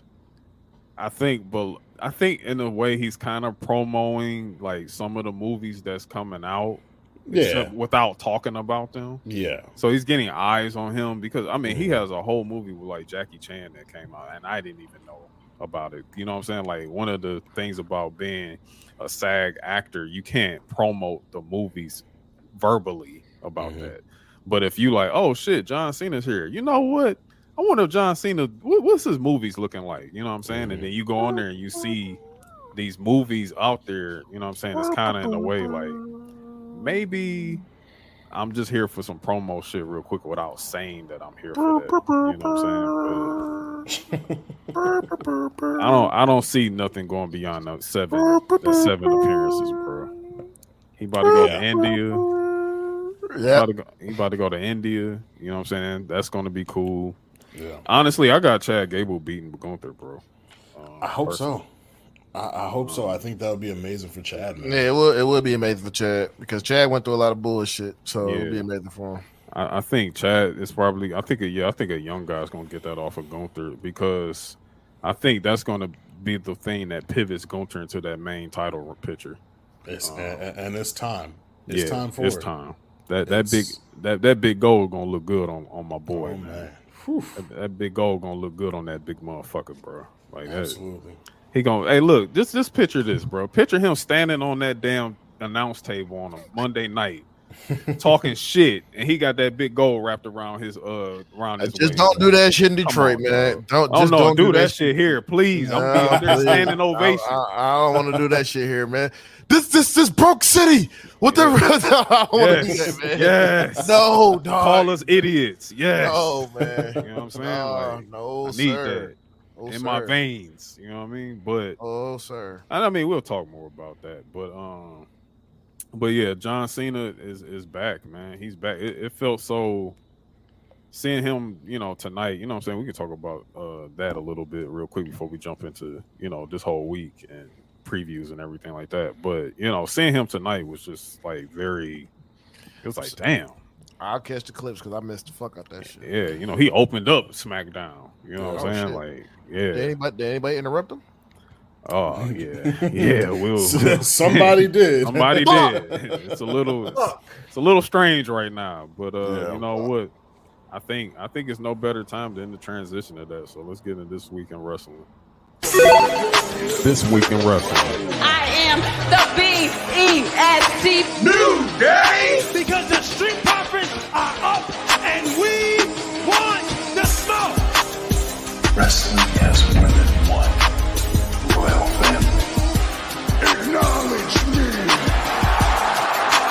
Round one. Dom DeMarco. Perfect. So there might be a remix to that real soon. Oh, okay. Yeah, I'm just letting you know. There might be a remix to that real soon. All right. Yeah, okay. So I think we could just talk freshly about SmackDown right now. Yeah, I want to hear this. So so we get the opening show. John Cena, he's in blue now. He's in blue. Mm-hmm. He's in blue. So no more green. Not green now. The color scheme this year is blue. Yeah, the horns hit. You know what I'm saying? He comes out. His man Stu is there, so you know what I'm saying. He's restoring the feeling. You know what I'm saying? Big Talking to Stu. Shout out to Stu. I'm at the cop this shirt. This shirt hard in the motherfucker too. Shout out to Stu. He comes out and then he just saying, "Hey, I'm back. I'm here." You know what I'm saying? I'm we got Payback tomorrow. You know what I'm saying? It's so crazy. It don't even feel like Payback is tomorrow almost. You know what I'm saying? Hate to break the fourth wall for our listeners, but sorry. But yeah, like Payback is tomorrow, and I'm the host of Payback. You know what I'm saying? So it's just like, damn, okay, that's what so we got a host for Payback. So, oh shit, he's talking, and then all of a sudden, oh shit, he's approached by Jimmy shit. Uso with new music. Shit. Jimmy Uso. Is the music hard? It's good. It's good. Hard. It's I fuck good. with it. It's good. Like it started out weird, and then once it got into the beat, I was like, "Oh no, this fire! It's fire! I fuck with it." His own Titantron, his own Tron, everything, own thing. He comes out and it's just kind of strange. It was just like, well, of all people, you send out Jimmy, but hey, I feel you. It made sense. I remember, I think J5 like fantasy booked it too, where like, John should mix it up with Jimmy, and I was like, this makes sense. I mean, Jimmy's in this like renegade phase right now where he's not bloodline, but he's not with his brother. He's just being a loose cannon. Roman's obviously not on the show. Jay left WWE, so Jimmy gotta find something to do, and I think there's no better person to increase your heel heat with than to step up to John Cena. Exactly. John Anthony Cena. Yes. Yeah. and John, you know what I'm saying, and Jimmy just like, like you a GOAT and all that, but I done came up in the last since you've been gone. Like you see where I'm at right now. You see like where we been and all that shit. And John is like, yeah, that's what's up. Like that's cool. You know what I'm saying? But I'm gonna tell you something that I should have told you 3 years ago. You're the wrong Uso that people want to see. He went classic John Cena, like vintage John Cena, just went crazy on him. He's just like, yeah, everybody actually wants to see Jay. They don't want to see you. Jesus Christ. So Jimmy gets in his feelings, tries to attack John, and John lays the cleanest AA I have seen in a long time. That shit was just clean. Like clean. It was so clean, his hat came off. You know what I'm saying? I want to watch that. I gotta watch that later on. Laid down the AA, threw up the fingers, and was like, all right, see y'all next week. You know what I'm saying? See y'all next week. So after that, Jimmy's like upset, going through the halls and everything like that. He ends up interrupting like Adam Pearce and Mia Yim. He's just like, yo, like what the fuck? You know what I'm saying? Like, you see what just happened? So I already know what that's building towards. And Mia Yim like, yo, what the fuck? Like, for real? And then, she gets upset, goes to holler holla at the OC. Then AJ like, yeah, what's wrong? And she's like, Jimmy, he just interrupted me and shit like that. Like, handle that. You know what I'm saying? That's gonna be a good one. That's gonna be a good one. Then, Real good one. oh, your all-time favorite fantasy booked tag team happened tonight, and Which one? Austin Theory and Grayson Waller teamed up together. Oh my God! Two jackasses. The two jackasses Fucking tag yes. team happened. It's almost gonna be complete. Just put Logan Paul with him and nigga. I'm not gonna front. Theory ain't really been moving me. Like No. I really have to remember that he beat John Cena at WrestleMania because he's been so unimportant since then. Yeah. But Theory and Waller, Grayson Waller is that nigga. Grayson He Waller is, is him. bro. Grayson Waller's my guy. I think if fuck with there's Grayson Waller. anyone who's going to help Austin Theory crystallize his douchebag type of character, it's Grayson being next Waller. to Grayson Waller. You just Grayson let Waller. Grayson talk, you let Theory work. That shit, those are future tag team champions. Man, dog, holy shit. They need to do something with that one, man. Yeah, oh bro. my God. And not only did they put them together, they worked well together. They had some niggas- really, yeah. These niggas beat Rey Mysterio and Santos. Pip- Yeah, we, like we like to call Santos Pintos because that nigga be taking a lot of L's. Hey, man. Taking pins. Pinto bean, nigga. All due respect to Santos, he's great. all but that- due respect to Santos. But that Hey, nigga man. that nigga be Look. putting the L in LWO for sure. Look, man, my Trick Williams agenda is cooking right now, and now this one's cooking right now too. Oh man, We up. I'm just waiting Yeah, for man. Santos to turn on Ray. That's it. Just hurry this up, man. Bring back Legado del Fantasma. Let's get this going, bro. Like, come on. The LWO thing was cool for Backlash and all that shit. Everything, like, it was great. It's time to wrap it up. It's time to make the turn, bro. Let's do it. It's obvious that that's what's happening, but they had really, it was a really fun match they had against Theory and Grayson Waller. And even the ending was good because, it ended up with Ray and Theory outside the ring. Grayson Waller was already outside the ring, and what he do, the rolling stunner, 1, 2, 3 on Santos, and that was, that was the end of that. The very important thing there was Santos saved Ray from getting hit by Theory, and that or I think it was either Waller or Theory, and then Theory takes out Santos's knee, still working that injury, and then Theory gets taken out the ring by Ray. Waller comes in, hits the stunner. Like they're throwing in these little subtle details. Santos continually looking out for Ray, and then being the one who takes the pin. I'm like, always getting hurt because of you. Building up that whole resentment angle. Yeah. Is genius. Like you already got the title that I'm supposed to have. You know what I'm saying? Because I got hurt and you went out there. I covered you on that. Now I'm over here. I keep catching bullets for you. I'm tired. You know what I'm saying? Yep. I'm about to beat your ass. So Hey, man, fuck all that, man. Give me Grayson and Austin Theory versus Sammy and KO. I need man. that. I'm with that. I'm with need that. well, I need that, man. If those niggas beat JD, which I feel like they, we'll get to Payback. yeah, but we'll get to Payback. We'll get there. We'll get there. Yeah, it's just because something else happened. You know what I'm saying? Like Shit. because Bobby Lashley. Here comes Bobby Lashley coming out tonight. That was another nice little quick hit to talk about. Bobby Lashley comes out. They kind of dribbled over this promo a little bit, but I still think the message was made clear. I don't know what they're doing exactly with the Profits in terms of their theme because they still coming out to the same theme and the same type of like. I think they can. red- I think they get a new theme soon.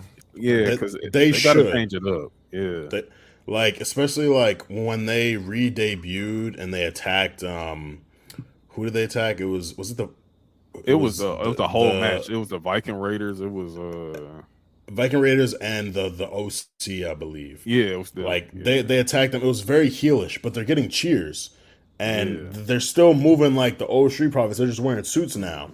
yeah. And I think it'll be very hard to just look at them as heels if they don't do anything deplorable. Similar with Bobby. Bobby gets big cheers too. Niggas love Bobby. Like Yeah, and like so tonight, it was a huge pop for Bobby they were tonight. cheering Huge. crazy for him. So if they want to keep them faces, that's fine. But just the way that the Street Profits were presented in their re-debut, it felt like they wanted them to be heels or tweeners. So they got to be very particular about what they do with this new faction. I think beating KO and Sammy would, but also they're winning their matches clean too. Like they're not cheating. Like Bobby speared Butch or Ridge the other last week. Yeah. But otherwise, they're not doing low blows, eye pokes, anything. Like I think if they want to present them as heels, they have to be very particular about what they do. Yeah. Yeah, they have to, because, you know what I'm saying, like, because like tonight they were just saying, you know, Bobby was just like, yo, and I think he kind of like fumbled over his words a little bit, because he was like, we're here to put the WWE in notice. It was like, in notice? You mean on notice? You know what I'm saying? Like, putting the WWE on notice, and that's that. You know what I'm saying? Bobby about to become another U.S. champion again. Or so yeah, because he says like we're out here after championships now. Like, he's not getting the main title, so it's like just give him the U.S. championship, give him the tag team titles, and run with that. Yeah, I mean they could do that, but that makes it interesting, because as they were leaving together, KO and Sammy come out for their tag team match, and then they do the big stare down.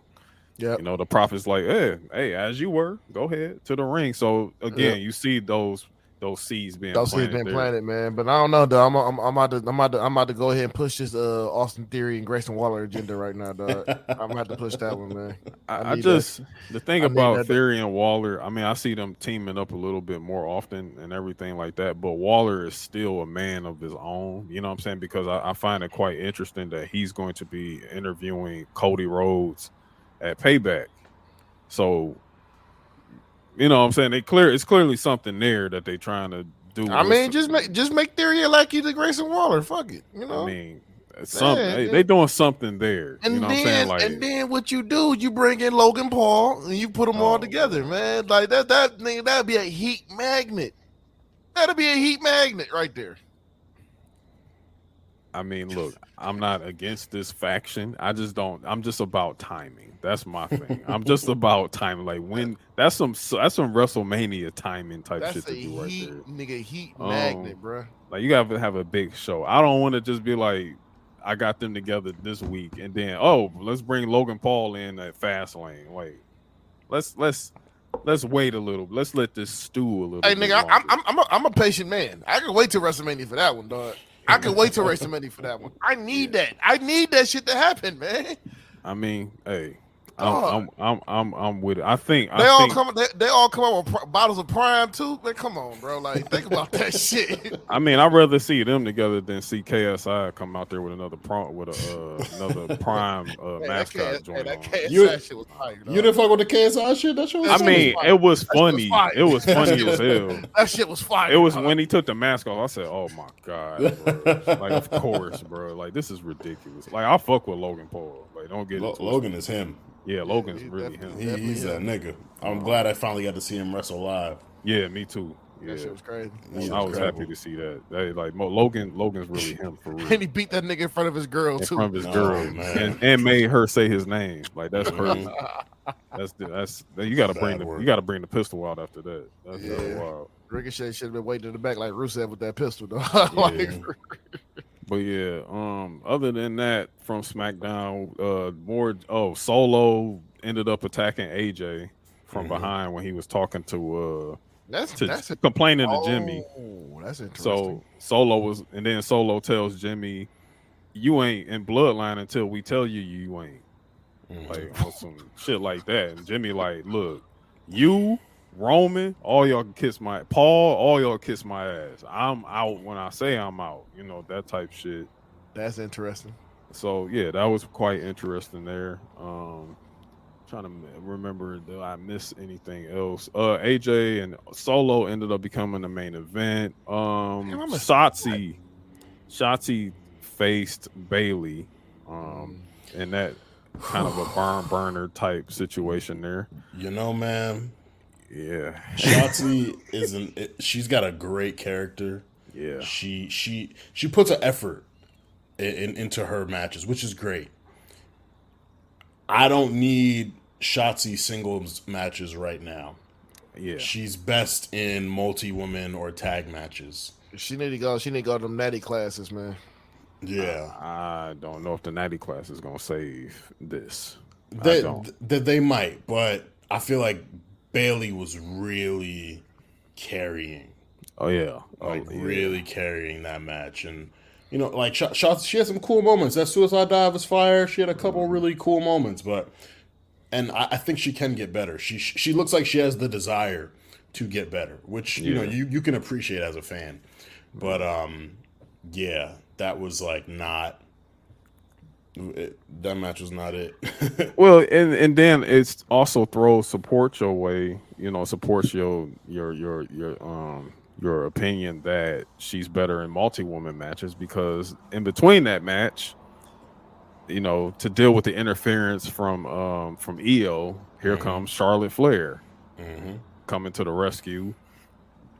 She gives the big boot to EO, and then you know, ends up with Bailey catching the DDT from Shotzi, the 1-2-3 pin. She takes the pin from Shotzi, and Shotzi gets the win. And then next week we are booked with Shotzi and Charlotte Flair teaming against Damage Control next week. So hey, that supports the opinion that she's better off with being in a tag or being in a multi-woman match. So that's a huge rub for her teaming with Charlotte. It is too. absolutely huge rub.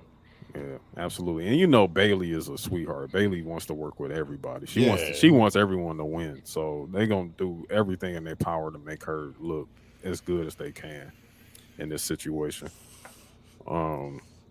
But yeah, that was that. I'm trying to remember that I missed anything else. One between AJ and Solo. Solo won that because for some strange reason, I like the Jimmy thing is kind of confusing, but I kind of have a theory of why this is happening the way it is again. Jimmy interferes in this match. AJ was working his ass off tonight. He was working his ass off. It was a good match. It was a good match. Real good match. Real good showing from AJ. You can tell that AJ kind of has that battery in his back a little bit now because Roman's not on TV. They're not taking up too much time with Roman's shit. So AJ's working it and everything. Then Jimmy just interferes in the match. Solo wins it with the spike on AJ, and then there's just confusion in the ring. Actually, Solo grabbed Jimmy to give him the spike, and then Paul said, "Yo, stop, don't do it, stop." And he got the phone in his hand or some shit. So you thinking like Roman's on the other line or something? I don't know, but yeah, Jimmy's like, "No, we good." And then he hugs Solo from behind, like, "Yeah, we good." You know what I'm saying? And then they get out the ring. Jimmy hits AJ with a super kick and a splash, and then he's like throwing the ones up. So I'm thinking that this is another Jimmy thing where he's trying to save his brother, his other brother. So he's going to sit here and try to act like he's back in, but he's really not. I don't know. Yeah. I think a lot of people thought Jimmy turning on Jay was him going back to the bloodline. I don't think he's back in the bloodline. I think tonight was mainly just like he had beef with AJ. AJ pushed that nigga to the ground and was getting in his face and talking crazy to him. So I think it was primarily just an AJ thing. He's definitely glad Solo ain't spike him. He's like, "Oh, word, cool."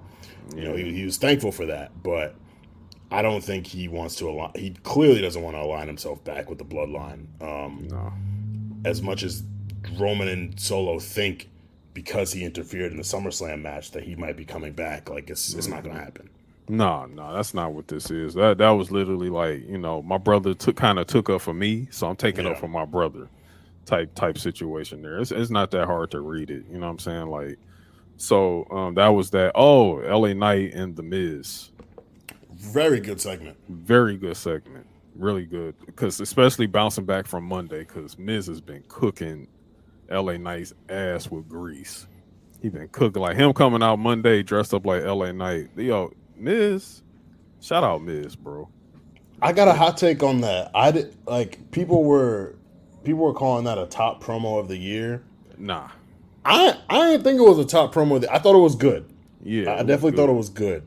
Yeah. But people was pouring some gas on it. I was like, I don't know if it's not that fire. Like it didn't hit the way LA on last Friday when he did the Miz impression.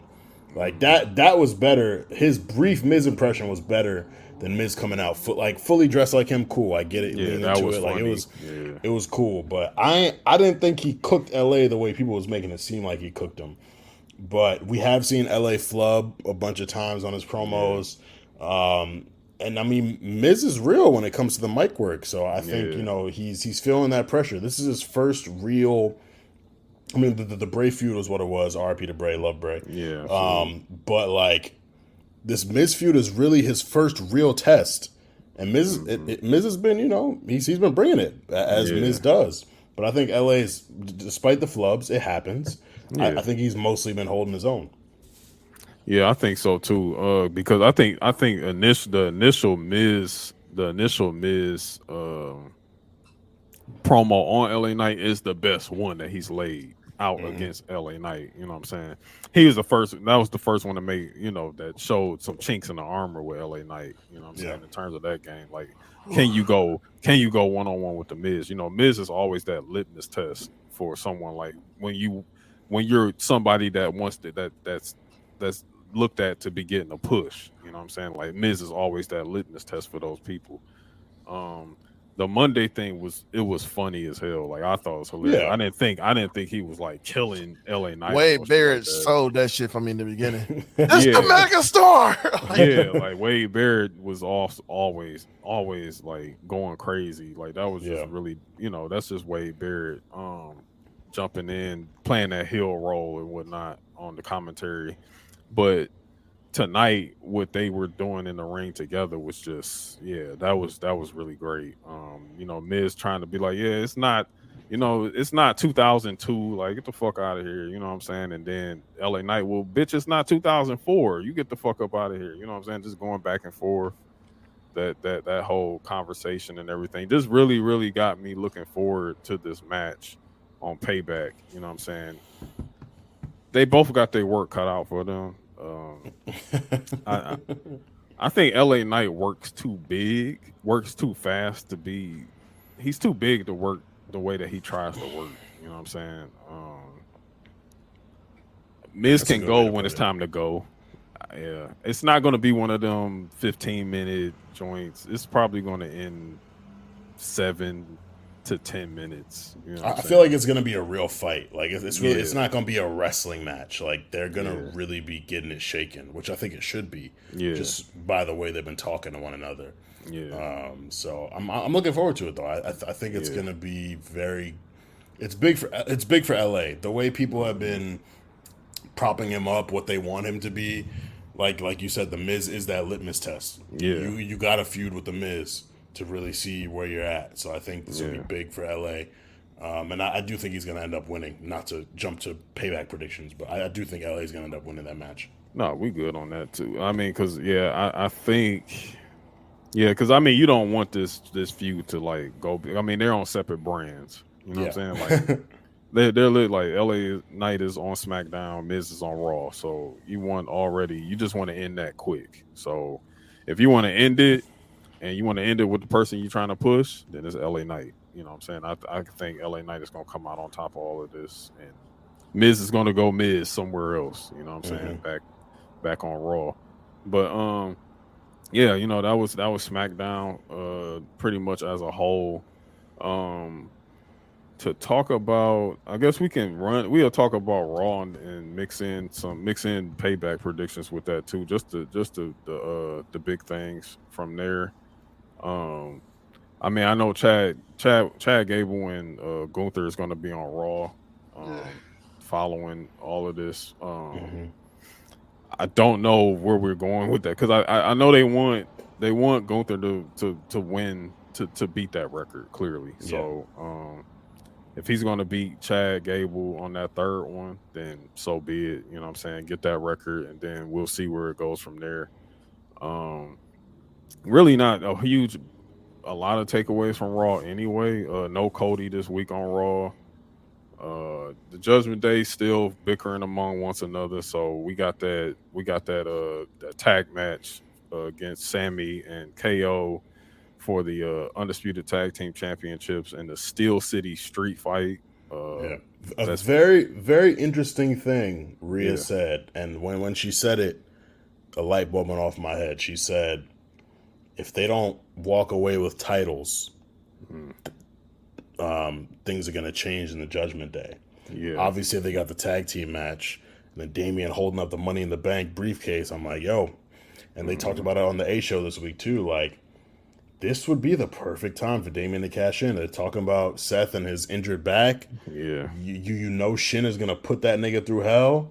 Yeah. This might be the best time for Damian to cash in. So, and that's what I was thinking, too, in terms of that match, too. I mean, and Seth laid out a really good promo on Raw this past week. You know what I'm saying? Like, let me tell you something.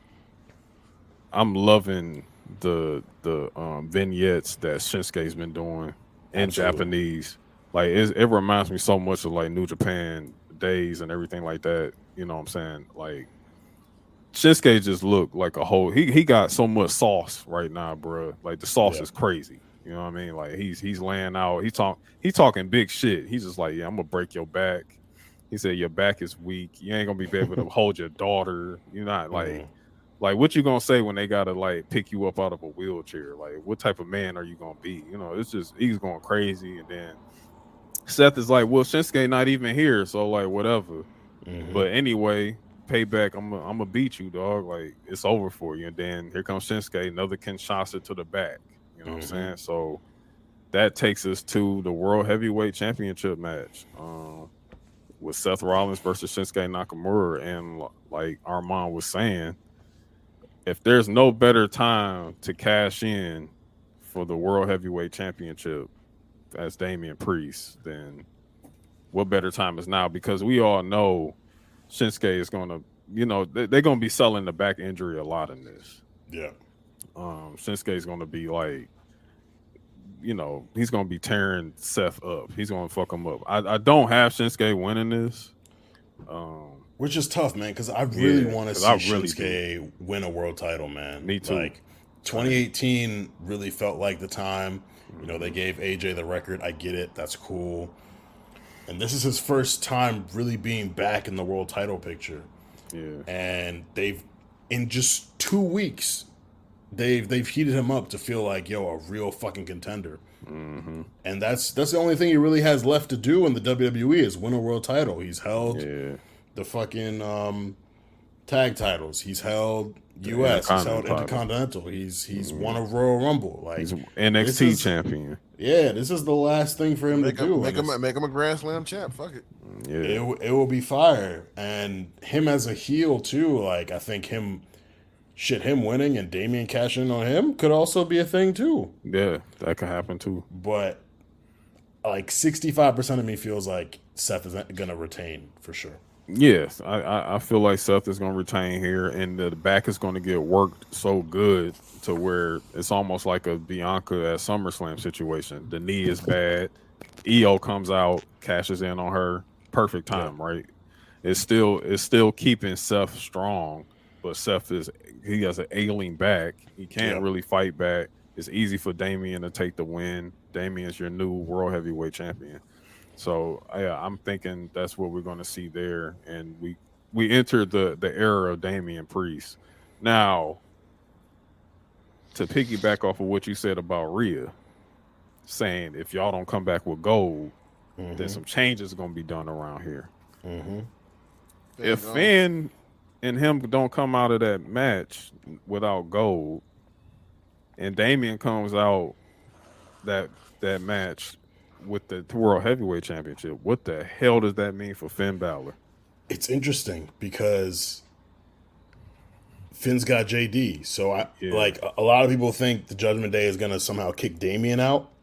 But there's a world where they keep Damian and kick Finn out and kick Finn as his guy.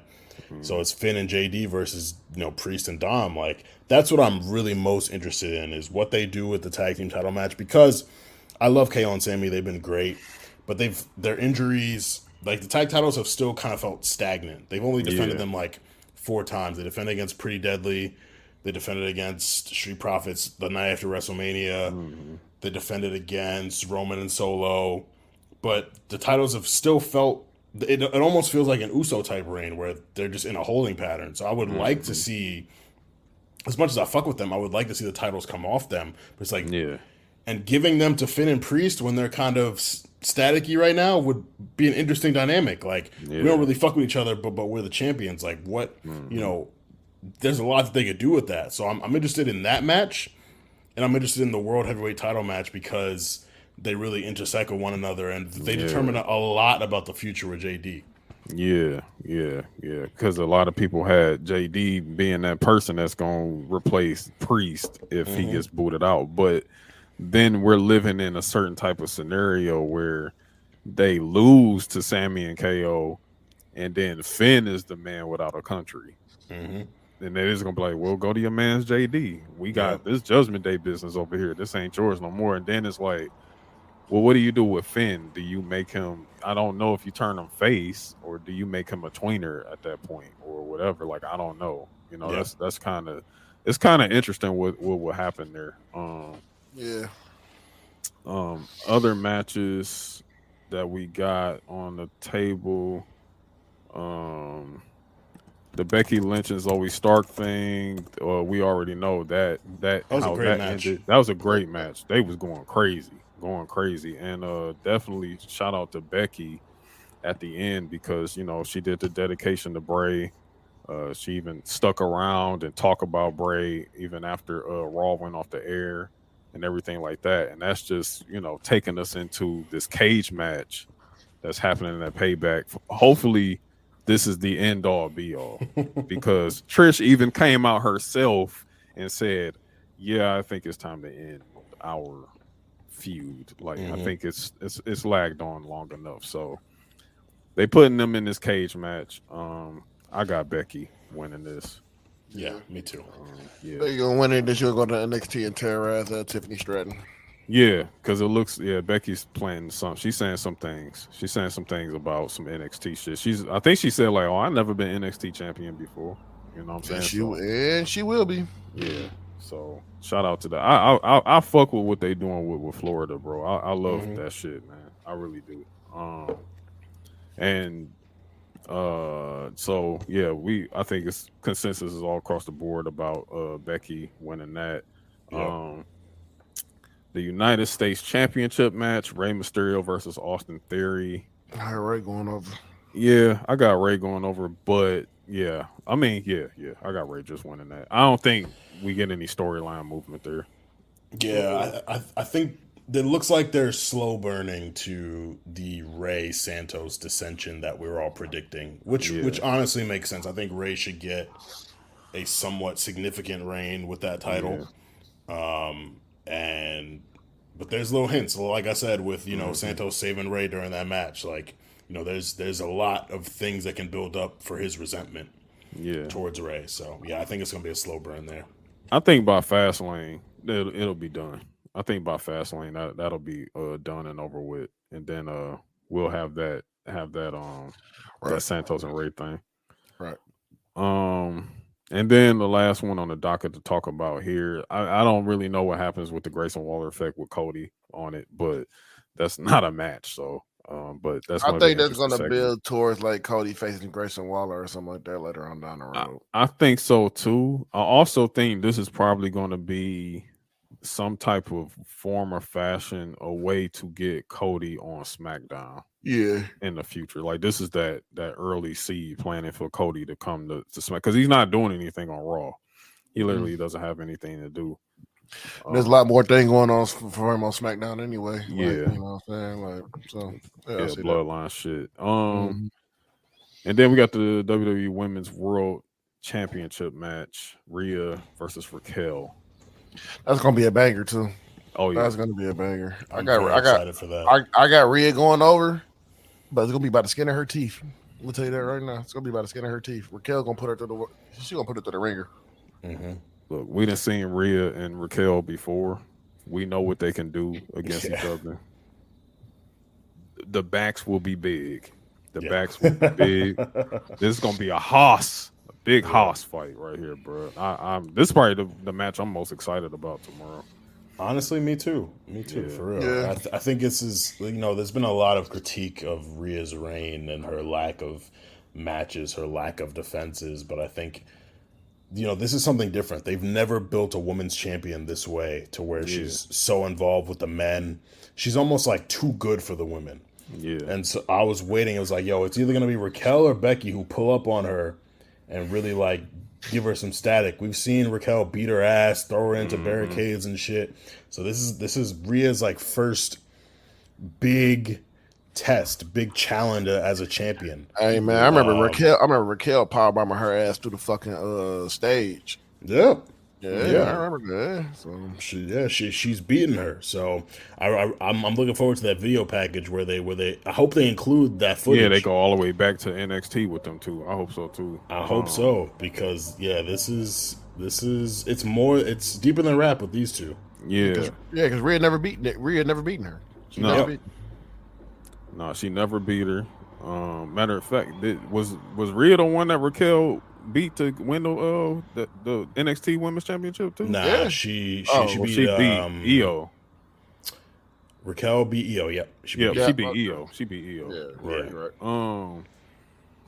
Yeah, this match right here, like, it's also a litmus test for Raquel too, in terms of like her on main roster and everything, which she's going to do fine. She's going to do fine in that. But again, I think the critique of Rhea's reign, people have to look at it through the lenses of booking Brock Lesnar, because that's legit what we're getting with Rhea Ripley, bro. Like, Rhea is literally Lady Brock. Yeah.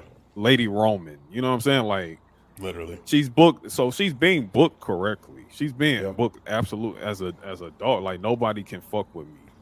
I'm her. Like, I'm top of this food chain. No, these ladies can't fuck with me so bad. I'm beating dudes' asses. So what the fuck?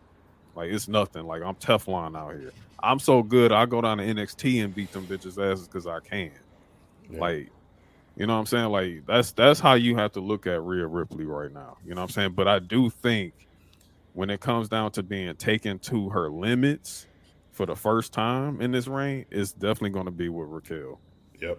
It's going to be Raquel. And it's a great start for Raquel too. You know, this is her first time going for that main title.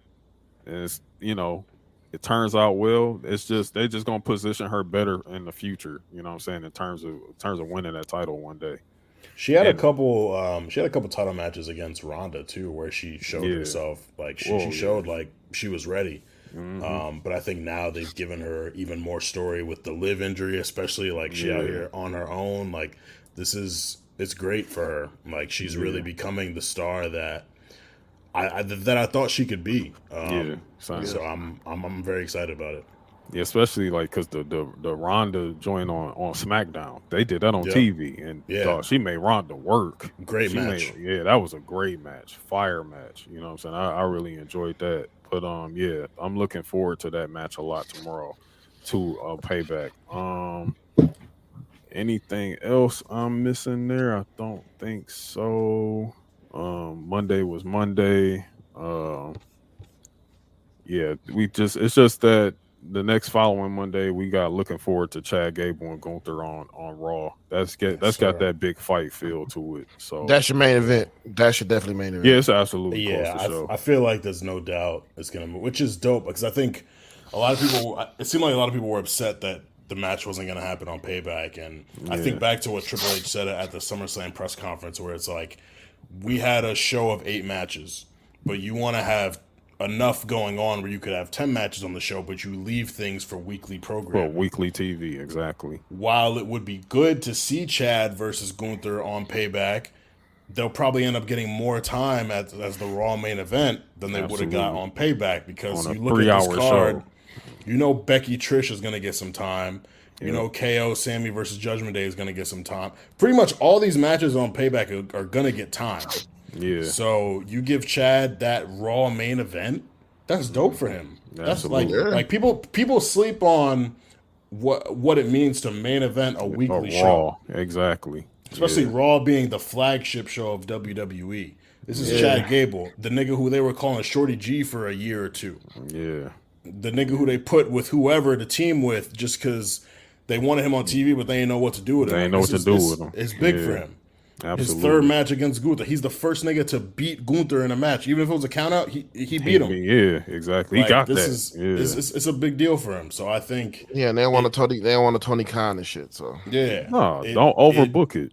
It should main event. And people been complaining about, the Judgment Day versus Sami KO variation main events every week. So it's like, hey, these niggas about to potentially give you something different. And that's and what it's gonna be heat too. And that's what takes you away from that whole grandiose of it's always the same KO Sammy teaming up with Cody every week type shit against the Judgment Day. Well, here's a real main event. Like, here you go. So you can't really complain too much about something not making a pay-per-view card, bro. Like, I mean, a PLE. Like, come on, man. Like, let's think about this, because there's more weekly television than there are PLEs. You know what I'm saying? We have to do something with that. You know what I mean? So, yeah, it makes a whole heap of sense, man. Like, a lot. I will do a quick few notes from NXT real quick. Yeah, it was a really good show this week. Really good show of NXT this week. Shout out to the fucking Creeds. Look, Hunter, bring those motherfuckers up. Man, look. Give me the Creeds and Authors of Pain. That has to happen. Forgot about that news. That has to happen. Authors of Pain have been back in WWE for quite some time. That has to happen. Yeah. Like, you have to. That has to happen. That's a dream match. Look. What those two did on Tuesday, it's just that shit needs to be studied. I don't know. Bruh, these motherfuckers were made in a lab. The one arm. He power that bomb. One arm power bomb through a ankle lock, bro. And it was so perfect because Julius has been acknowledged as the star of the team the entire time. Mm-hmm. They took away Brutus. Julius had to fight from under. Brutus comes in, rips the cage door off, and saves Julius. Yes. That does so much for his acknowledgement as the Jannetty of the team, as people are saying. Like, he came in cooking. And Brutus, the thing is, that's some of the best work from Brutus I've ever seen. And that's the thing. And the thing is, before that even happened, he gets carried away by like 20 niggas, bro. Yeah. And then you think he's gone forever. And you see one of them Diaz motherfucker get thrown up in there, and then you just see Brutus coming back in that ring. He beating all they asses on the way to the cage. That was a star-making match for both of them, bro. That was star-making match for both of them. It was incredible. It was like I'm very happy they did that because, like, you look at maybe like the Street Profits, for example. Montez has always been looked at as a star, and Angelo over the years has been presented better. But I don't know if, besides like when he hit-sticked Braun at Mania, I don't even know if Angelo has had one of those moments where he's really like showed out and showed that he can save the team. Yeah. So for Brutus to get that in NXT and to get that recognition, like it was incredible booking. Incredible. Yeah, really, really incredible. Just give me the Creeds and Authors of Pain, bro. That's all I need. Give me the Creeds on main right. I will give me the Creeds on main versus Alpha Academy. Creeds versus the Viking Raiders. Creeds versus the New Day. Creed, it's all gonna be special. Everybody, like, whenever they bring the Usos back, Creed versus the Usos. You know what I'm saying? Creeds, Usos, Creed, bring the Creeds up, man. Bring them up. Creeds versus Brutes. I don't give a damn. Just give them all of them. You know what I'm saying? Now, I don't know if this is the last time we're gonna see the Dyad on TV or not. I mean, because I don't know. I don't know if this is they send off here. You know what I'm saying? If they did a hell of a job. You know, shout out to that was a really good match. Yeah, shout out to the Grizzled Young Veterans, if they're done in WWE or not, but because they've been begging for their release forever. That was that. They had this the Heritage Cup tournament kicked off. Butch, defeated Charlie Dempsey. Big Butch. You know, it's good for Butch because Butch ain't really been doing much. Lately, so just him working NXT is just good for him right now. We get Dijak defeating Eddie Thorpe. Yeah, I don't know what Eddie Thorpe's whole thing is, but figure it out. That nigga he does not move me. He's not interesting. Yeah, he's not interesting, bro. Like he's not interesting. It's given a lot of Tanaka. I'm not gonna hold you. I'm not gonna hold you there. Lola Vice and Elektra, they defeated Dana Brooke and Kalani Jordan. Please Good save match. Kalani Jordan. Ooh, Yeah, good match. match. Good match. It was a good match. I definitely enjoyed it. Yeah, I enjoyed that match too. Shout out to Electric Lopez. That was a dope finisher. Lola and Elektra did too. Hey, Lola's a real shooter, bro. She's a real shooter. She's her. She's her for real. She's a real shooter. The next tournament match, Joe Coffey defeats Nathan Frazier. Ooh. Nathan Frazier, I need him to slow down a little bit because that whiplash he caught himself in was crazy. That was nuts. crazy. Yeah, that was nuts. And then, shout out to Kiana James, bro. Kiana James was a dog. Good fatal 4-way main event between the women. Really, like even Gigi Dolan showed a lot, and she's not the best in the ring, but she's moving a little bit quicker now. Yeah, she was definitely moving. They told her to pick up that pace a little bit. She was being too, but that was a real good fire finish. Kiana James, special. She's special. great. Yeah, I think her versus Tiff is going to be a really good match. I think so too. I think that's going to be a good match too. Then we get more. Trick and Mello kind of had a little. Like, damn, dog, you don't think I could beat Ilya, dog? Like, for real? He like, hey, look, I ain't saying you can't. I'm just saying, like, whatever. Yeah. That happens. I feel like I'm missing something else. Braun and come Tuesday. With Braun and Corbin. He said it. He said it. And, Von Wagner said come Tuesday. Oh my god. Week. That shit was hilarious. Shout out King Von. I feel like Thea Hill walks off with JC Jane. So that's something to look at there too. She fed up with the Chase U shit. She getting into her rebel era. Yeah.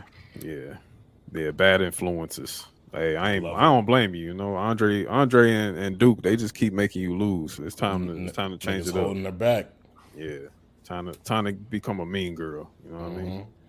But yeah, man, that's pretty much it as we head into WWE Payback tomorrow, and there is another AEW event. But hey, good luck. But yeah, but as of I think that's about it. I'm sorry, just thinking about All Out just got me dribbling over my words. But again, our guy Armon, we appreciate you for coming. Appreciate you for sure, man. Absolutely, man. It is not easy to come through on a late Friday night, man. It is not. Yeah, it was easy for my guys. It's no problem, man. I ain't out tonight. I wasn't planning to be out tonight, so I ain't miss nothing. I love talking wrestling with people who can look at it in a very pragmatic, balanced type of way. So yeah, definitely. It wasn't nothing, man. I enjoyed myself. But we got just a few things. Like, you got anything on the way? Do you need people to follow you somewhere? Like all that. Let them know. Man, I mean, I'm always doing stuff. So yeah, definitely follow me at Armon Sadler, ARMON SADLER on Twitter, Instagram, and TikTok. I ain't been posting TikToks as much, but you can follow me there. I do got some stuff there. I always got writing coming out, so if you follow me on social media, you'll see me promoting my writing stuff. You can follow Stay Busy with Armon Sadler at Stay Busy Pod. You can follow the Rewriters Room Twitter at Rewriters RNC. Of course, follow the A Show RNC to see everything that we're doing. And yeah, I think I covered everything. So yes, sir. Yeah. Yes, sir. And also check out the latest Trish Stratus interview. Of course, yes. Banger. That is for Stay Busy. That is currently our second most popular WWE interview views wise in under a week. Drew McIntyre currently holds the title with the most views, but Trish is knocking on that door. So I'm thinking, by the time Monday hits, she might have more views than Drew. And it was a really great conversation. So I hope y'all enjoyed that. Hope y'all get something from it. And yeah, I'm looking forward to giving y'all more and more content with these wrestlers, man. Yes, sir. Yes, sir. Yes, sir. And what's the word? What's the deal? Oh, MKU, what's happening? Shit, man. Big interview I just had on Taker's Gaming Podcast. I had 3 legendary producers from Detroit on the show. I had to actually spearhead that shit because the original hosts were all busy. But I had Knoxville the Olympics, Ant Beats, and Helluva. And we just talked games, music, all that shit. That'll be dropping real soon. Very, very dope episode, man. So that was crazy. The boxing podcast is on the way. We're gonna reveal the name real soon about that one, but that's on the way real soon. You know, MKU shit still going on. The MKU podcast, we're going strong right now. We just dropped the video episode, man. Episode 36. Episode 37 is out right now with PC of the Olympics. That was a dope episode. We heard a crazy ass Gigi story on that one. And then you heard my story about Chief shooting himself with a blank gun. So, okay, yeah, that's crazy. Yeah, that was a wild ass episode. So yeah, man, we got some more shit coming on, man. A lot of big things on the way too with MKU, man. The shit just continues to grow. Yeah, for sure. Definitely growing, definitely moving, definitely heading to higher and higher places. You know what I'm saying? In terms of Midcarders, well, by the time y'all hear this, the space, the Twitter space is still Twitter. I don't give a fuck about no X. Fuck X. It's still Twitter. The Twitter space, the post Payback Twitter space will be taking place after following Payback. But other than that, episode 46 will actually be debuting a week after the next week, because we're going to be taking a week off and everything. But we will be back. You know what I'm saying? Regular schedule time and everything like that. So enjoy all the content that we're going to be presenting soon. We also got a few other things to announce as well that's coming your way. To you, all of you, our listeners, thank you again for listening to us and being here with us. We really appreciate that shit. We really appreciate that shit. Really do. But yes, episode 46, then heading towards 47. Then I'm thinking year one might be like 48. That might be our 1 year anniversary for starting this podcast.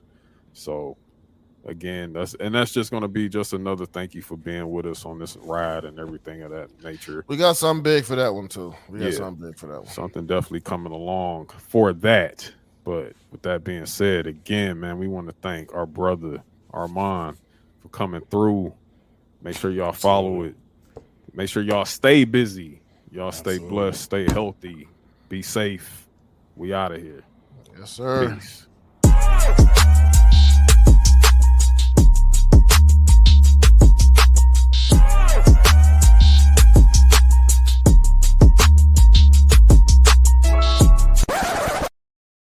Thank you for listening to Midcarders and Catering, a weekly podcast focused on pro wrestling. Midcarders and Catering is produced by Amir Johnson. Written, researched, and hosted by Amir Johnson and Anthony Page. Original score by Justin Motizzi Ward and Aaron A. Train Fuller.